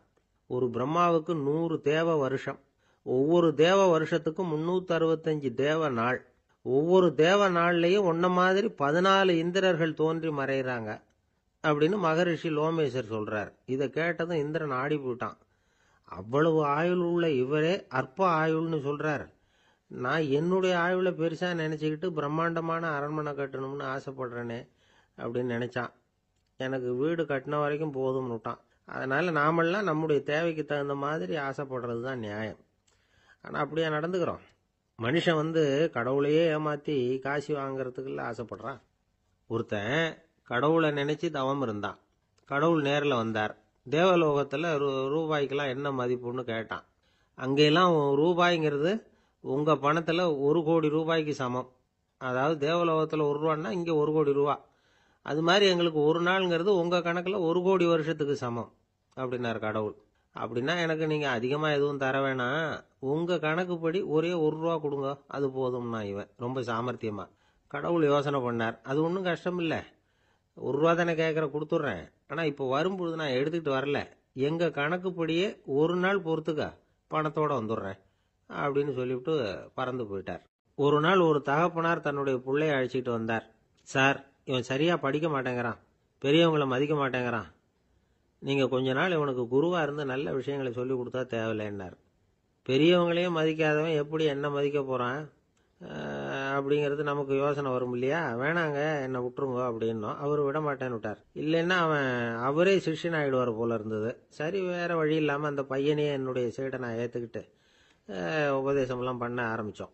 அதாவது குரு பக்தின்னா அது எப்படி இருக்கணுங்கிறத பற்றி சொல்லி கொடுத்தோம் அவனுக்கு. சதமகர் அப்படின்னு ஒரு குரு இருந்தார். அவருக்கு ஒரு சீடர். அவன் பேரு துளசி சைதன்யன், நைஷ்டிக பிரம்மச்சாரி. தன்னுடைய குருவுக்கு எந்த நேரத்தில் எது தேவைங்கிறத புரிஞ்சுக்கிட்டு சேவை செய்கிறவன். ஆனால் இவனை பற்றி மற்ற சீடர்களுக்கு பொறாமை வந்துட்டுது. இவன் மட்டும் இப்படி இருக்கானேன்னு உடனே குரு கிட்ட போய் கோல் மூட்டினாங்க. அவன் சரியில்லை, அவன் நடந்துக்கிறது சரியில்லை, அப்படி இப்படின்னு எதையாவது சொல்லி. இருந்தாலும் இதையெல்லாம் அந்த குரு நம்பலை. அவருக்கு தெரியும் யார் யார் எப்படின்னு. துளசி சைதன்யன் பெருமையை மற்ற சீடர்களுக்கு உணர்த்தணும் அப்படின்னு நினைச்சார். அதுக்கு ஒரு வழி பண்ணார். ஒரு நாள் சீடர்களை எல்லாம் கூப்பிட்டுக்கிட்டு ஒரு காட்டு வழியா போய்கிட்டு இருந்தார். அங்க ஒரு பெரிய மலை அருவி கொட்டிக்கிட்டு இருந்தது. குரு சீடர்கள் பக்கம் திரும்பினார். இந்த மலையின் மேலே இருந்து அந்த படு பாதாளத்தில் குதிக்கிறதுக்கு உங்கள யார் தயார் அப்படின்னு கேட்டார். ஒரு சீடனும் வாயை திறக்கல, ஒதுங்கி நின்றுக்கிட்டாங்க. பின்னாடி மூட்டை முடிச்சோட வந்துகிட்டு இருந்தான் துளசி சைதன்யன். அவனை பார்த்தார். தபாருப்பா, நீ மேலே இருந்து அந்த அருவியில குதி அப்படின்னார். அப்படியே செய்கிறேன் சுவாமின்னா ஓடி போய் பொத்துன்னு குதிச்சுட்டான். அடுத்த கணமே குருநாதர் தன்னுடைய யோக சக்தியால பறந்து போய் அவன் கீழே விழுந்துடாம தாங்கி பிடிச்சி கொண்டுகிட்டு வந்துட்டார். மற்ற சீடர்களுக்கெல்லாம் ஒரு மாதிரி ஆயிட்டுது. அடுத்தபடியா என்ன பண்ணலாம்னு யோசிச்சாங்க இவனை மாட்டி விடுறதுக்கு. ஒரு நாள் வெத்தலை அடிக்கிற ஒரு சின்ன உரலையும் உலக்கையையும் எடுத்து ஒளிய வச்சுட்டாங்க. சதமகர் சன்னியாசி இல்லை, அவர் வெத்தலை போடுவார். பல்லு சரியில்லை, அதனால இடிச்சு தான் வெத்தலையை போடணும். திடீர்னு வெத்தலை பாக்கு கேட்டார். வழக்கமாக உரலில் இடித்து தர்றது தான் துளசியின் பழக்கம். உரலை தேடினா கிடைக்கல, என்ன பண்ணுறது? குரு கேட்டுவிட்டாரே, குரு சேவை தானே முக்கியம். என்ன பண்ணா, வெத்தலை பாக்க தன்னுடைய வாயில் போட்டு முன்னு அதை எடுத்து அவர்கிட்ட கொடுத்துட்டான். குரு எதையோ படிச்சுக்கிட்டே அதை வாங்கி வாயில் போட்டுக்கிட்டார். துளசி, இன்னைக்கு தாம்பூலம் நல்லா இடிக்கப்பட்டிருக்கு, ருசியாக வேற இருக்கு, அதை இடித்த பாத்திரத்தை என் கண்ணால் பார்க்கணும்னு ஆசையாக இருக்குன்னு விட்டார். அதை மட்டும் அனுப்பி போய் நீ வர வேண்டான்னு வேற சொல்லிவிட்டார். இதை கேட்டதும் துளசி தவிச்சு போயிட்டான். இவன் போகாம எப்படி வாயை மட்டும் அனுப்பி வைக்க முடியும்? இவன் தவிக்கிறத பார்த்ததும் மற்ற சீடர்களுக்கெல்லாம் மனசுக்குள்ள ரொம்ப சந்தோஷம். துளசி கொஞ்சமும் யோசிக்கல, வாழை எடுத்தான், தன்னுடைய தலையவே அப்படியே அறுத்து வெட்டி எடுத்தான். இன்னொரு சீடங்கிட்ட கொடுத்துட்டான், எடுத்துட்டு போன்னு சொல்லி. கொண்டுட்டு போய் குரு முன்னாடி வைக்கிறாங்க. அந்த தலையில வாய் திறந்திருக்கு, வெத்தலை போட்டு முன்னு இருந்தது, தெரிஞ்சு போச்சு, சிவப்பா இருந்தது. அவனுடைய குரு பக்தியை இப்ப எல்லாரும் ஒத்துக்கிட்டாங்க. அதுக்கப்புறம் குரு சதமகர் தன்னுடைய அற்புத திறமையினால அந்த தலையை மறுபடியும் ஒட்ட வச்சுட்டார். துளசிக்கு உயிர் வந்துட்டுது. இப்படி ஒரு பெரிய கதை உண்டு. அதாவது துளசி சைதன்யன் அவனுடைய குரு பக்தி எப்படி அப்படின்னு கேட்டோம். ரொம்ப அபாரம் அப்படின்னு அந்த பையன் அடக்கமா, சும்மா விளையாட்டுக்காக தான் அப்படி அவங்ககிட்ட கேட்டோம். ஏன்பா, உன்னுடைய குரு பக்தியை என்கிட்ட காட்டுறதுக்கு உன்னோட கழுத்தை நீயே அறுக்கணும்னு நான் சொன்னா அதை நீ செய்வியா அப்படின்னு கேட்டோம். என்னுடைய கழுத்தை நானே அறுக்க வேண்டிய அவசியம் இல்லை சார் அப்படின்னா அவன். ஏண்டான்னு, அதே காரியத்தை தான் இனிமே நீங்க தினமும் செய்ய போறீங்களே சார் அப்படிங்கிறான்.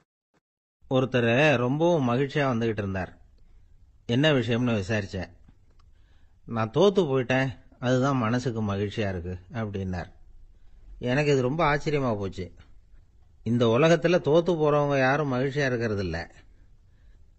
அப்படி இருக்கிறப்ப இவர் இப்படி சொல்றாரு, எங்க தோத்து போனீங்கன்னு கேட்டேன். அதுக்கப்புறம் தான் அவர் விவரமா சொன்னார். என்னோட 5 வயசு குழந்தையோட நான் விளையாடிக்கிட்டு இருந்தேன். அந்த விளையாட்டில் என் குழந்தை ஜெயிச்சுட்டுது, நான் தோத்து போயிட்டேன் அப்படின்னார் ரொம்ப உற்சாகமாக. நான் யோசித்து பார்த்தேன். அதாவது நாம் சின்ன குழந்தையா இருக்கிறப்போ எந்த விளையாட்டில் கலந்துக்கிட்டாலும் அதில் நாம தான் ஜெயிக்கணும்னு ஒரு வெறி நமக்குள்ளே இருக்கும்.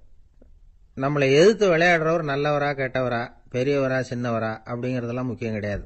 அவர் தோத்து போகணும், நாம ஜெயிக்கணும், அதுதான் முக்கியம். எதிரியை சந்தோஷப்படுத்த விளையாடுகிற கலை அப்ப நமக்கு தெரியறதில்ல. வாழ்க்கையில் ஒரு பக்குவம் வந்ததுக்கு அப்புறம் வெற்றி பெறணுங்கிற மன அழுத்தம் போயிடுது. போட்டியில் ஜெயிக்கணுங்கிறத விட குழந்தையை சந்தோஷப்படுத்தணுங்கிறது முக்கியமாக போச்சு. ஜெயிக்கணுங்கிற வெறி ஓடி போட்டுது. ஒரு குழந்தையா இருந்தப்போ நம்ம வளர்ச்சிக்கு உதவிய வெறி பெரியவனானதுக்கு பிறகு நமக்கு எதிரியா மாறுது. அதை சரியான சமயத்தில் நாம் புரிஞ்சுக்கிட்டோம்னா போதும், நாம் பொழைச்சிக்கலாம். ஒவ்வொரு மனுஷனுமே வாழ்க்கையோட அடுத்த கட்ட வளர்ச்சியில் அடி எடுத்து வைக்கிற நேரத்தில் தன்கிட்ட இருந்து ஏதோ ஒரு குணத்தை அல்லது தன் குணம் இருந்த ஏதோ ஒரு உறவை நாம் இழக்கத்தான் வேண்டியிருக்குது. ஒரு கட்டம் வரைக்கும் உதவியா இருந்த குணம் அடுத்த கட்டத்துக்கு தடையா கூட மாறிடலாம். இந்த பரிமாண மாற்றத்துக்கு உள்ளாகிற ஒவ்வொருத்தரும் பிரத்யட்சமா இதை உணர்றாங்க. ஆனா பல பேர் எப்படின்னா பழசை திறந்துட்டு புதிய கொள்கைகளை உருவாக்கிக்கிறதுக்கு இஷ்டம் இல்லாம இருந்துடுறாங்க, அல்லது அப்படி செய்ய முடியாம தவிக்கிறாங்க. இதையெல்லாம் மீறி அந்த பழசை திறந்துட்டா அதை இழந்ததால உண்டாகிற மன அழுத்தம் சில காலத்துக்கு வருத்திக்கிட்டு தான் இருக்கும், வேற வழி இல்லை. ஆரோக்கியமான ஒரு முன்னேற்றத்துக்காக அந்த மன அழுத்தத்தை தாங்கிக்கத்தான் வேணும் அப்படிங்கிறாரு அந்த உலக புகழ்பெற்ற மேதை ஒருத்தர், இந்த ஸ்காட் பெக் அப்படிங்கிறவர். பிறந்த நாள் முதல் இதுதான் சரி அப்படின்னு கற்பிக்கப்பட்டு வந்த ஒவ்வொரு தத்துவத்தையும் தங்களுடைய வளர்ச்சிக்கு தகுந்த மாதிரி மாற்றி அர்த்தப்படுத்தி கொள்ள முடியாமல் வாழ்க்கை சூழல்ல அப்படியே அரைப்பட்டு தூளாகிறவர்கள் தான் ரொம்ப தவிக்கிறாங்களாம். இதுதான் அவருடைய கருத்து. பெரும்பாலும் மனிதர்களுடைய நடுத்தர வயசுல, அதாவது 30 தாண்டுகிற சமயத்துல தான் இந்த தவிப்பு உண்டாவுதான். இதை தான் மேற்கத்திய நாடுகளில் அடிக்கடி மிட் லைஃப் கிரைசிஸ் அப்படின்னு சொல்றாங்க. அப்பப்போ பழசையெல்லாம் தொலைச்சி விட்டு புதுசா பிறக்கிறதுக்கு கத்துக்கணும். ஒவ்வொரு நிமிஷத்தையும் அந்த நிமிஷத்துக்கு ஏற்ற சித்தாந்தம் கொண்டவர்களாக சந்திப்போம் அப்படிங்கிறார் அந்த உளவியல் நிபுணர். இப்படி பழகிக்கிட்டா வாழ்க்கை இன்பமயம், இல்லைன்னா தவிப்பு மயம்தான். பழசை தொலைக்க முடியாதவர்களில் எத்தனையோ பேர் உண்டு, எத்தனையோ ரகம் உண்டு. அதில் வேடிக்கையான நண்பர்களும் உண்டு. ஒருத்தர் நண்பர் வீட்டுக்கு போனார். அவர் ஏதோ இனிப்பு பலகாரம் கொடுத்து சாப்பிட சொல்லியிருக்கிறாங்க அவங்க வீட்டில். இவர் சாப்பிட்டு பார்த்துட்டு சொன்னாராம், சார் 6 மாசத்துக்கு முன்னாடி ஒரு தடவை இங்கே வந்தேன், அப்போ ஒரு இனிப்பு பலகாரம் கொடுத்தீங்க, அது இதை விட நல்லா இருந்தது சார் அப்படின்னாராம். அப்ப செஞ்ச அதே இனிப்பு பலகாரம் தான் சார் இதுவும் அப்படின்னாராம் அவர். 9வது பாடல். தூமணி மாடத்து சுற்றும் விளக்கெரிய தூபம் கமழ துயிலணை மேல் கண் வளரும் மாமன் மகளே, மணிக்கதவும் தாழ்த்திரவாய் மாமீர் அவளை எழுப்பீரோ, உன்மகள்தான் ஊமையோ அன்றிச் செவிடோ அனந்தலோ ஏமப் பெருந்துயில் மந்திரப்பட்டாளோ, மாமாயன் மாதவன் வைகுந்தன் என்றென்று நாமும் பலவும் நவின்றேலோர் எம்பாவாய். அப்பழுக்கற்ற தூய்மையான பரிசுத்தமான மாட மாளிகைகளைச் சுற்றிலும் 4 பக்கங்களிலும் விளக்குகள் ஒளிவிட்டு பிரகாசித்து எரிந்து கொண்டிருக்கவும், அம்மாளிகையைச் சுற்றிலும் அயில் சந்தனம் போன்ற வாசனைப் பொருள்களின் நறுமணம் எங்கும் கமழவும், நல்ல பஞ்சடைத்த மெத்தையில் கண்ணுறக்கம் கொள்ளும் எங்கள் மாமன் மகளே, மாணிக்கங்கள் பதிக்கப் பெற்ற உன் வீட்டு கதவின் தாழ்பாளை திறக்க மாட்டாயா? திறந்து விரைவில் எங்களுடன் சேர்ந்து கொள்ள மாட்டாயா? மாமிகளே, நீங்களாவது அவளை எழுப்பிவிட மாட்டீர்களா? விடிந்து எவ்வளவு நேரமாகிவிட்டது, நாங்கள் இவ்வளவு நேரம் அவளை அழைத்து கொண்டிருக்கிறோமே, அவளுக்கு என்ன ஆயிற்று? ஒரு வார்த்தை கூட பதில் கூற மாட்டேன் என்கிறாளே, அவள் என்ன பேசும் திறனற்ற ஊமையா? அல்லது நாங்கள் அழைப்பது அவளுக்கு கேட்கவில்லையா, காது கேட்கவில்லையா? அல்லது ஆழ்ந்த பேருறக்கத்தில் படுத்து கிடக்கிறாளா? அல்லது யாரேனும் கட்டுப்படுத்தி அவளை பெருந்துயில் கொள்ளுமாறு செய்து விட்டார்களா? அல்லது ஏதேனும் மந்திரம் மாயம் செய்திருக்கிறார்களா? அதன் வசம் கட்டுப்பட்டு இப்படி பேருறக்கம் கொண்டு கிடக்கிறாளே, நாங்கள் அந்த மாமாய செயல்களில் வல்லவனும் மிகுந்த தவமுடைய இலக்குமியின் கணவனும் வைகுண்டத்திற்கு அதிபதியுமான நாராயணன் பெயரை திரும்ப திரும்ப சொல்லி பக்தி பரவசத்தில் ஈடுபட்டு அவளை அழைக்கிறோமே, அவள் ஏன் இன்னும் எழுந்து வந்து கதவை திறந்து எங்களுடன் சேர்ந்து இறைவன் திருப்பெயரை சொல்லி வழிபட மாட்டேன் என்கிறாள்? நீங்களாவது கேட்டுச் சொல்லுங்களேன் என்கிறார்கள். இந்த பாடலின் திரண்ட பொருள் இது. தூமணி மாடத்து சுற்றும் விளக்கெரிய. விளக்கு எரிப்பதற்கே நிறைய செல்வம் இருக்க வேண்டும். இது சீர்மல்கும் ஆய்பாடி செல்வச் சிறுமியர்கள் வாழுகிற இடம். அந்த வீட்டினுடைய அமைப்பு எப்படி இருக்கிறது? தூய்மையான ரத்தின மணிகள் அப்படியே பதிந்து வைத்திருக்கிறார்கள். ஒரு குறிப்பு எழுதுகிறார்கள், அரசர்கள் அந்தப்புறத்திற்கு சிறந்த மணியை கொண்டு அற்புதமான கட்டடத்தை அமைப்பார்களாம். அங்கு வேண்டாம் என்று ஒதுக்கப்பட்ட கற்களை கொண்டுதான் அரண்மனையையே கட்டுவார்களாம். இது துவளில் மண்டபம், அது தூமணி மாடம் என்று அதற்கு ஒரு விளக்கம் சொல்கிறார்கள். ஆக இழைத்து இழைத்து தூய்மையான மணியினை கொண்டு வந்து கட்டியிருக்கிறார்கள். அது ரத்தின மணி. இந்த பெண் எழுந்திருந்திருக்க வேண்டும், எழுந்திருக்கவில்லை. ஒரு வித்தியாசம் இருக்கிறது.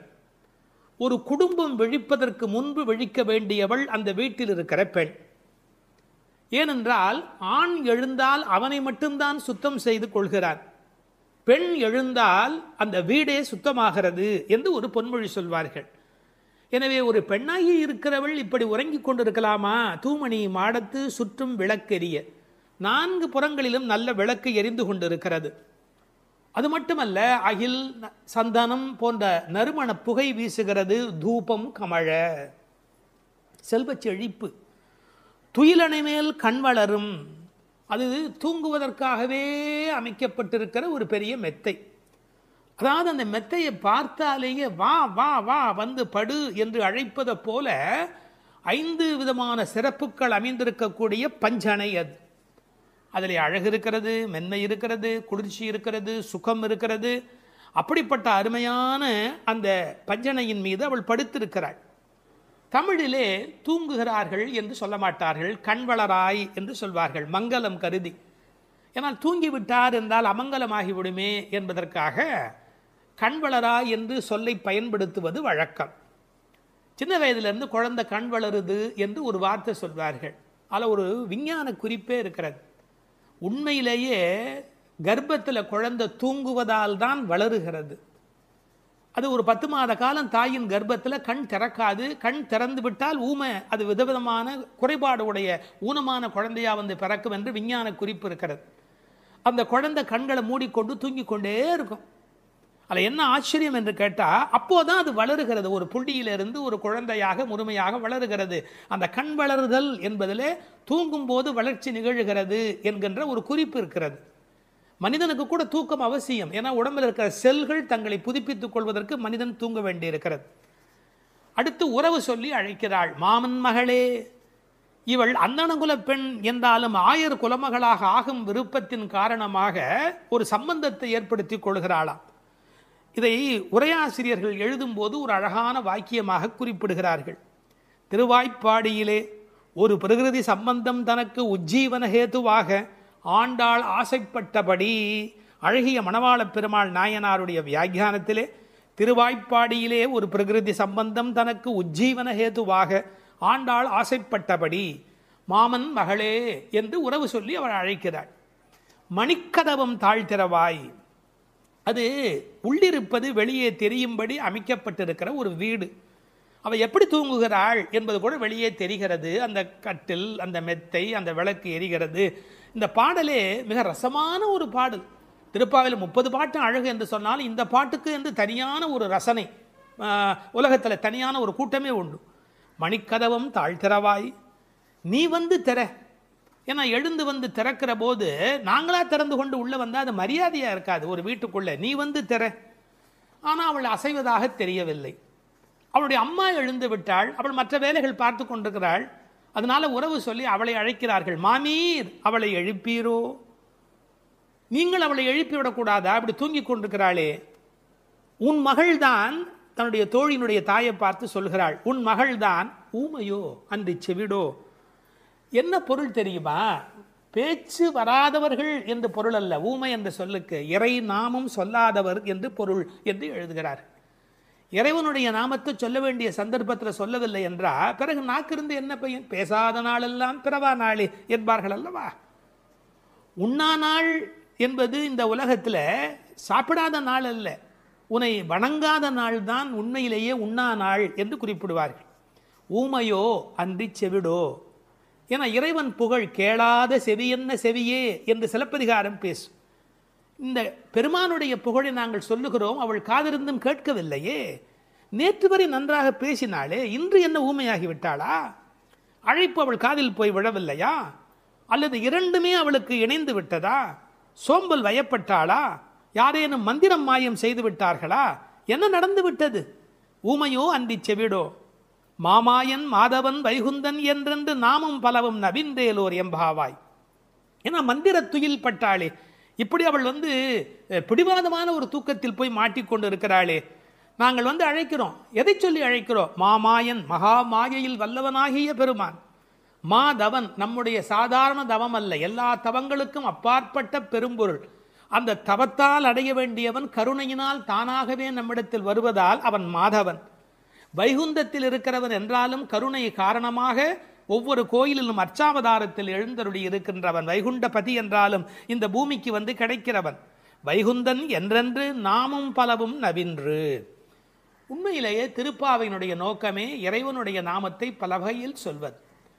இறைவனுடைய நாமத்துக்கு மிகுந்த சக்தி அதிகம். கட்டிப்பொன் போலே அவன், பணிப்பொன் போலே திருநாமம் என்று உரை எழுதுவார்கள்.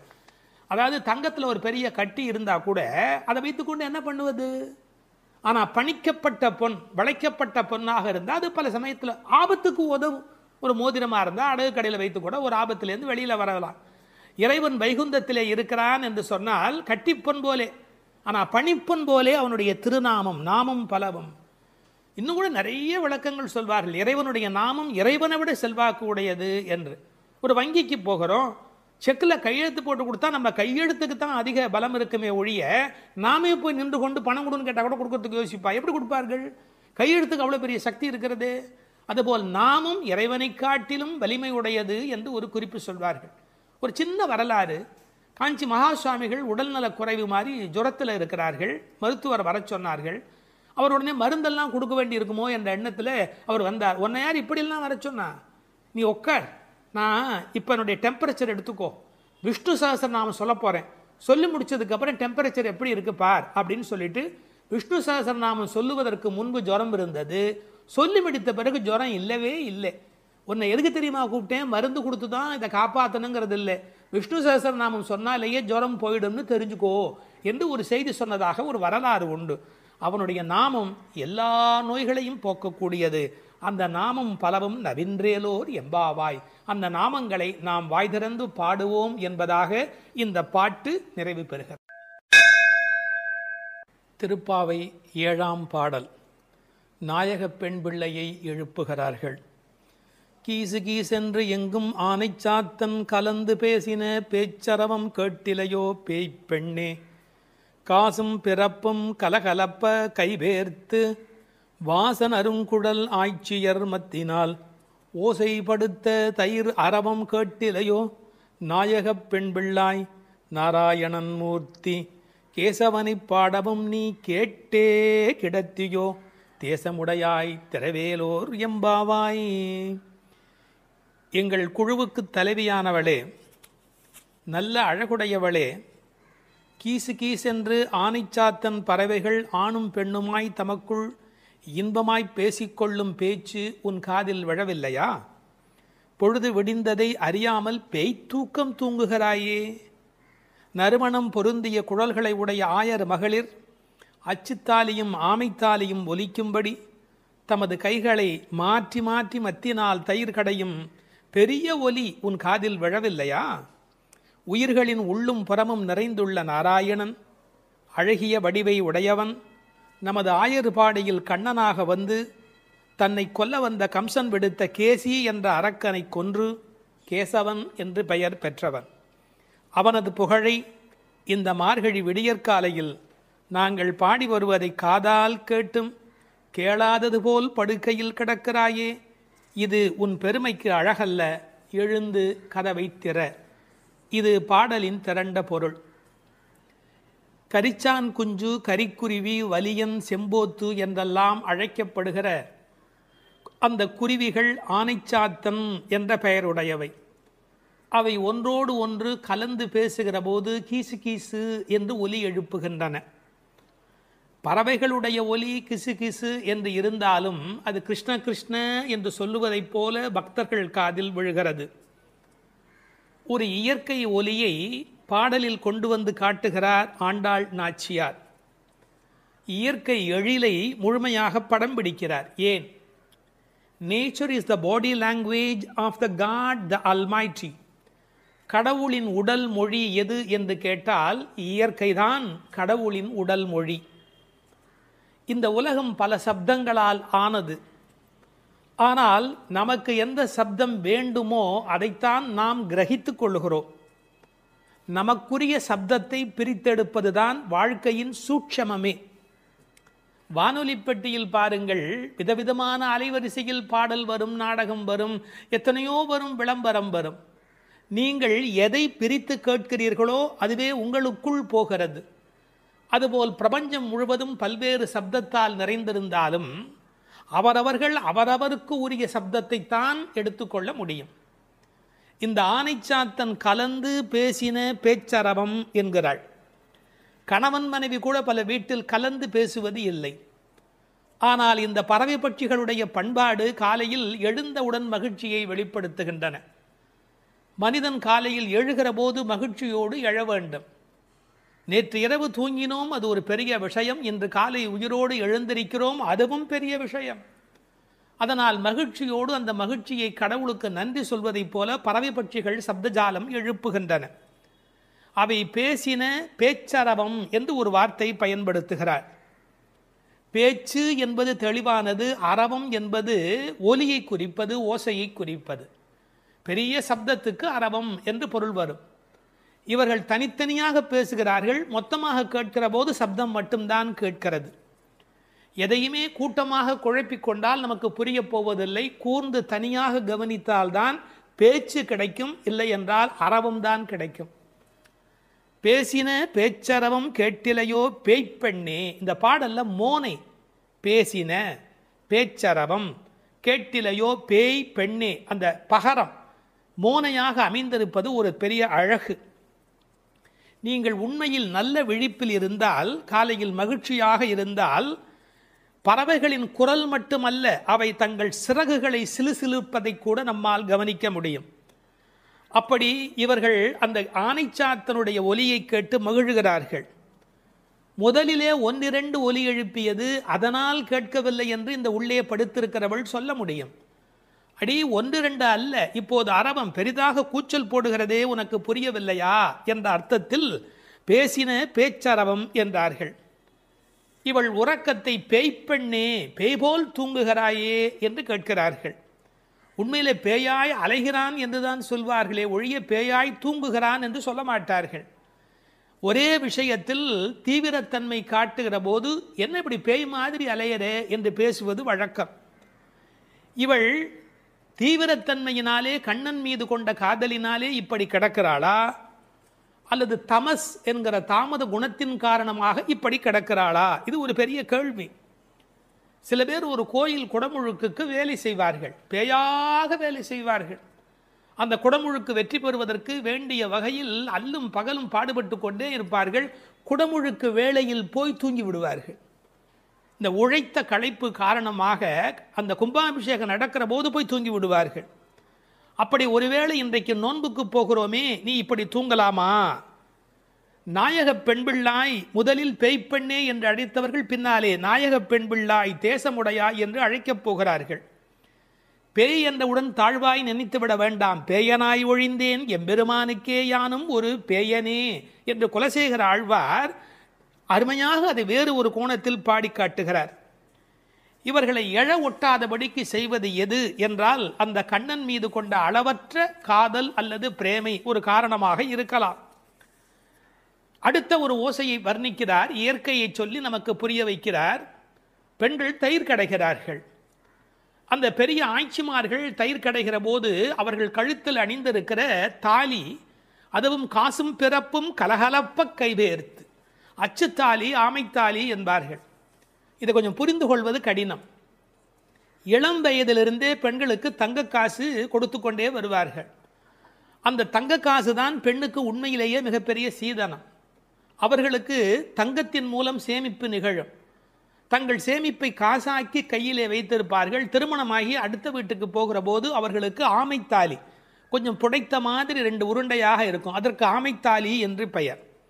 அந்த காசும் பிறப்பும் அது ரெண்டையுமே கழுத்திலே கோர்த்து போட்டிருப்பார்கள். மஞ்சள் கயிற்றில் இந்த காசையும் மாட்டிக்கொள்வார்கள். அதன் பிறகு இந்த ஆமைத்தாலி என்கின்ற அந்த உருண்டையான தாலியையும் மாட்டிக்கொள்வார்கள்.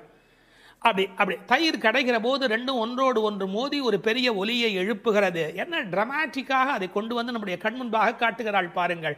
கண் முன்பாக அந்த காட்சி படப்பிடிப்பு போல வந்து நிற்கிறது. காலையில் வெண்ணெய் கடைகிறார்கள். ஏன் தெரியுமா? வெயில் ஏறி விட்டால் வெண்ணெய் உருகிவிடும், கண்ணனும் விட்டு வைக்க மாட்டார். எனவே அதிகாலையிலே கடைய வேண்டும் என்று வெண்ணெய் கடைகிறார்கள். பகவான் ராமகிருஷ்ணர் ஓர் உதாரணம் சொல்லுகிறார்.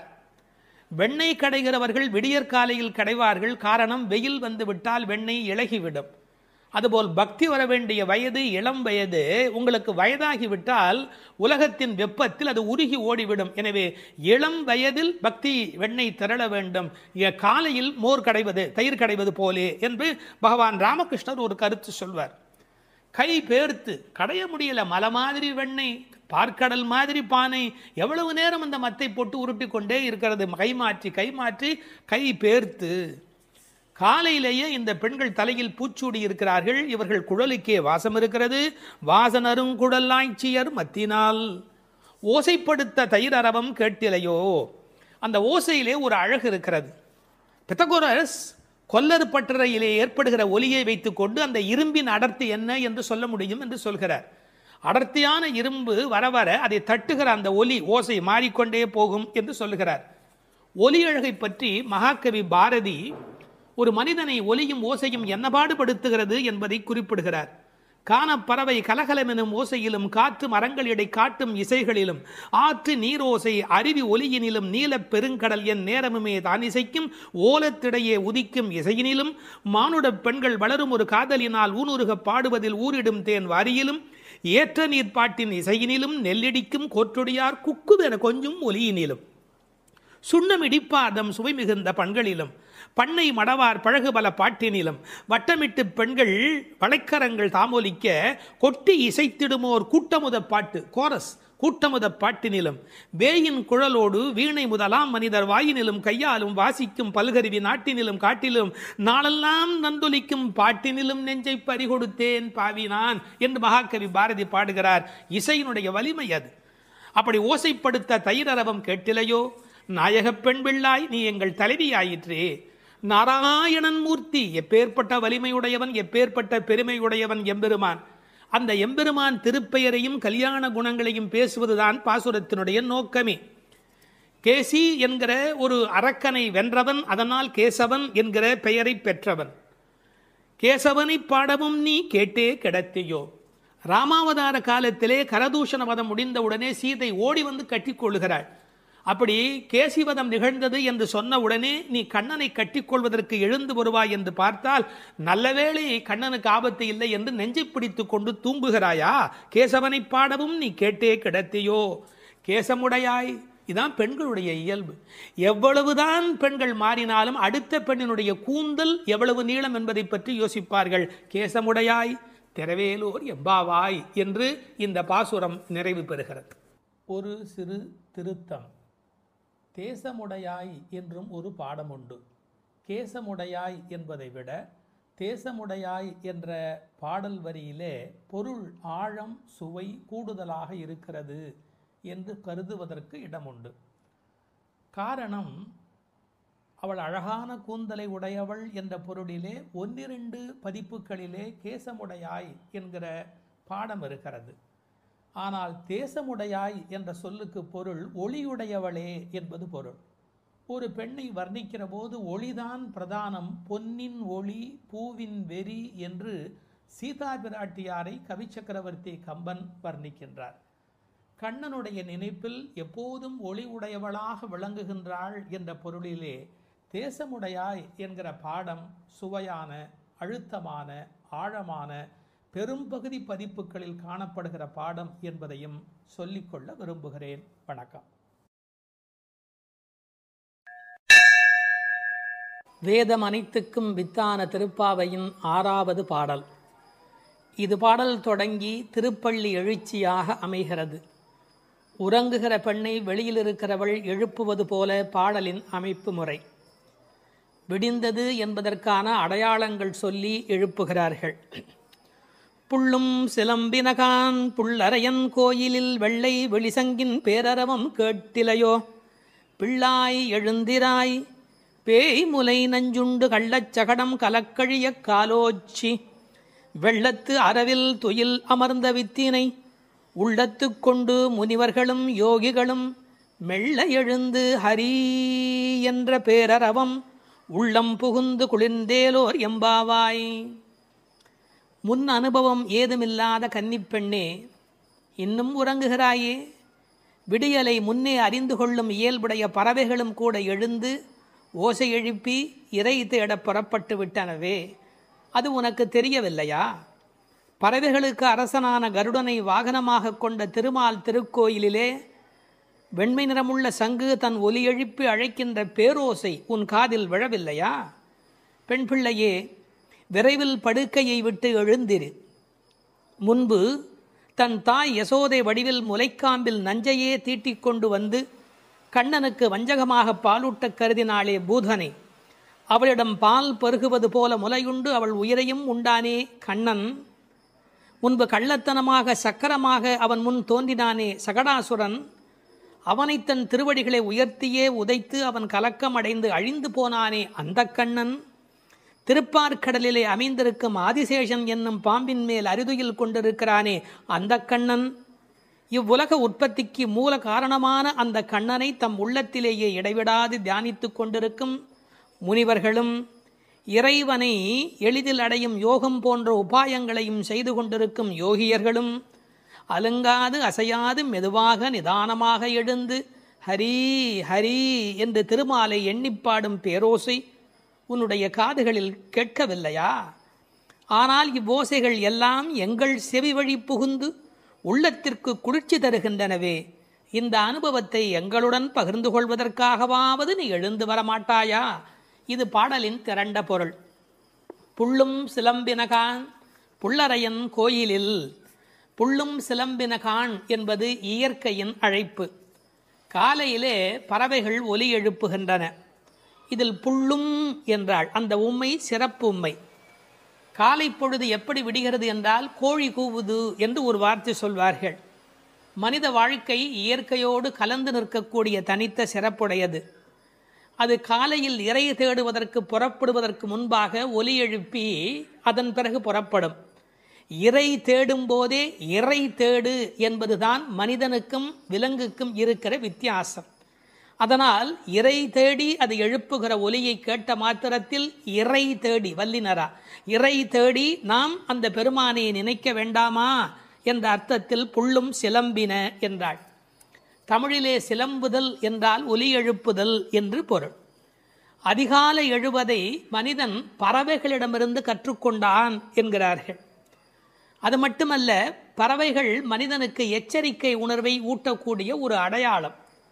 ஒரு காலத்தில் காடுகளில் மனித இனம் வாழ்ந்த காலத்தில் பதுங்கி வரும் பாய்ச்சல் மிருகங்கள் குறித்து எச்சரிக்கை ஒலி எழுப்பும் இயல்பு பறவைகளுக்கு உண்டு. எனவே பறவைகளின் ஒலியை பார்த்து வருகிற நன்மை தீமைகளை மனிதன் உணர்கிற பழக்கம் அன்று தொட்டிருந்திருக்கிறது. எனவே வெளியில் விடுகிற விடியலுக்கு அடையாளமாக சொன்னாலும் பறவை ஒலிக்கும் மனித இனத்துக்கும் சம்பந்தம் இருக்கிறதே.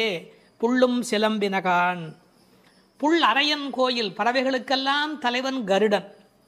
அந்த கருடன் கோயிலிலே, அதாவது திருமாலுடைய திருக்கோயிலிலே சங்கு ஒலி எழுப்பி அழைக்கிறார்களாம். வெள்ளை வெளிசங்கின் பேரரவம் கேட்டிலையோ. வெள்ளை வெளிசங்கு அது ரொம்ப தூய்மையான சங்கு. வெறும் நிறம் மட்டுமல்ல, அது எல்லா வகையிலுமே தூய்மையுடைய ஒன்று, வெண்மையுடைய ஒன்று. அது அழைப்பதற்காகவே பயன்படுத்தப்படுவதாலே வெளிசங்கு கோயிலிலே நடை திறந்து விட்டது. மக்கள் வரலாம் என்பதற்கான அறிவிப்பு சங்கொலியின் மூலம் அந்த ஊருக்கு தெரிவிக்கப்படுகிறது. எனவே கோயில் அழைப்பு வந்துவிட்டதே, நீ எழுந்திருக்க வேண்டாமா? பேரறவும் கேட்டிலையோ? பறவையின் சப்தம் கூட சின்ன சின்னதாக போயிருக்கலாம். இது எத்தனை பெரிய ஒலி, சங்கு ஒலி எழுப்புகிறார்களே, ஊருக்கே கேட்க வேண்டும் என்று எழுப்புகிறார்களே, உனக்கு தெரியவில்லையா? சங்குக்கும் ஆண்டாளுக்கும் இடையில் இருக்கிற தொடர்பு நாச்சியார் திருமொழி நன்கு படித்தவர்களுக்கு தெரியும். கற்பூரம் நாருமோ கமலப்பூ நாருமோ திருப்பவளச் செவ்வாய்தான் தித்தித்திருக்குமோ, மறுப்பொசித்த செங்கண்மால் வாய்ச்சுவையும் நாற்றமும் விருப்புற்று கேட்கின்றேன் சொல்லாழி வெண்சங்கே என்று சங்கரை பாராட்டி மகிழ்ந்தவள் ஆண்டாள் நாச்சியார். எனவே வெள்ளை வெளிசங்கு அதற்கு என்ன பெருமை என்றால், ஓங்கார ஒலி எப்போதும் சங்கிலே காதில் வைத்தால் கேட்டுக்கொண்டே இருக்கும். நமக்கு ஒரு ஆச்சரியம், கண்ணனாகிய கடவுள் குடியிருக்கிற ஊரில் வேறு ஒரு கோயிலா? கோயில் அழைப்பு என்றால் ராமாயணம் படிக்கிற போது ராமன் நாராயணனை போய் வணங்கி வந்த செய்தி இருப்பதைப் போல கண்ணன் ஊரிலும் திருமால் கோயில் இருந்திருக்கிறது. இதில் புறவிடியல் பற்றி பேசினாலும் உண்மையில் அகவிடியலை பற்றி நாம் சிந்திக்க கடமைப்பட்டிருக்கிறோம். இதெல்லாம் காலை நேரத்து அடையாளங்கள். ஆன்மீக விடியல் என்பது ஏற்பட வேண்டும் என்றால் அறியாமை இருட்டு போக வேண்டும். நீங்கள் இருட்டை விரட்டிவிட முடியுமா? இந்த உலகத்தில் என்ன முயன்றாலும் இருட்டை விரட்ட முடியுமா? ஒரே ஒரு வேலை இருக்கிறது, ஒரு வெளிச்சத்தை நிறுவுவதுதான் மனிதன் செய்ய வேண்டிய வேலை. எல்லாரும் உட்கார்ந்து கொண்டு இருட்டே போ இருட்டே போ இருட்டே போ என்றால் போகாது. ஆனால் ஒரு விளக்கை ஏற்றி வைத்தால் இருட்டு காணாமல் போய்விடும். அதுபோல் நம்முடைய அஞ்ஞானம், அறியாமை என்ற மன இருள் நீங்க வேண்டுமென்றால் நாராயணன், இறைவன், பரம்பொருள் என்ற ஒற்றை விளக்கு நமக்கு போதுமானது. அதை சொல்லிவிட்டு பிள்ளாய் எழுந்திராய் என்கிறார். பெண் பிள்ளைகளை ஏ பிள்ளை என்று அழைப்பது தமிழ் மண்ணிலே இருக்கிற ஒரு மரபு. என்ன பிள்ளை இப்படி பேசிக்கிட்டே இருக்கிறியே அப்படிம்பாங்க. அது சிறு பிள்ளைகளை சொல்லுகிற வழக்கம் உண்டு. பிள்ளாய் எழுந்திராய். இந்த பிள்ளாய் என்பதில் இருக்கிற அழகு, சிறுபிள்ளைத்தனமாக நடந்து கொள்கிறாயே. உனக்கு கோயிலுக்கு வந்து முன் அனுபவம் இல்லையா? இந்த சபரிமலைக்கு போகிற போது கன்னிசாமி என்று அழைத்து கொண்டு போவார்கள். எல்லாரும் எழுந்திருக்கிற நேரத்தில் அவர் எழுந்திருக்க மாட்டார், அந்த முறையாக பூஜையில் கலந்து கொள்ள மாட்டார். கன்னிசாமி அவருக்கு விவரம் தெரியல என்று எல்லோரும் சொல்வார்கள். இந்த பிள்ளை எழுந்திருக்கவில்லை, பிள்ளாய் எழுந்திராய் என்றார். அவள் எழுந்திராமைக்கு காரணம் சோம்பல் மட்டுமல்ல, சோம்பலை தாண்டி இன்னொன்றும் இருக்கலாம். என்ன? கிருஷ்ண மயக்கம் என்றும் காரணமாய் இருக்கலாம். மிக முதிர்ந்த நிலை ஒரு காரணமாய் இருக்கலாம். அவளுக்கு அதிர்ச்சி உண்டாகும்படியாக எழுப்புவதற்கு உரிய கண்ணபெருமானுடைய வரலாறுகளை சொல்லுகிறார்கள்.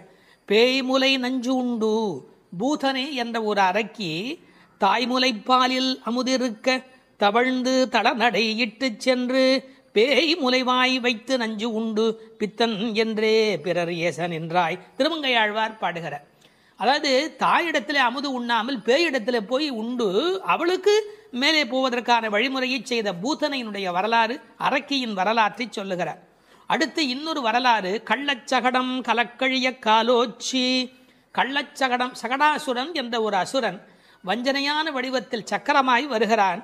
அப்போது பெருமான் என்ன செய்தார்? தம் கால்களாலே எட்டி உதைத்தார். தன்னை நேடி வந்த ஆபத்தை அவர் விரட்டுகிறார். என்ன நயம் சொல்வார்கள் தெரியுமா?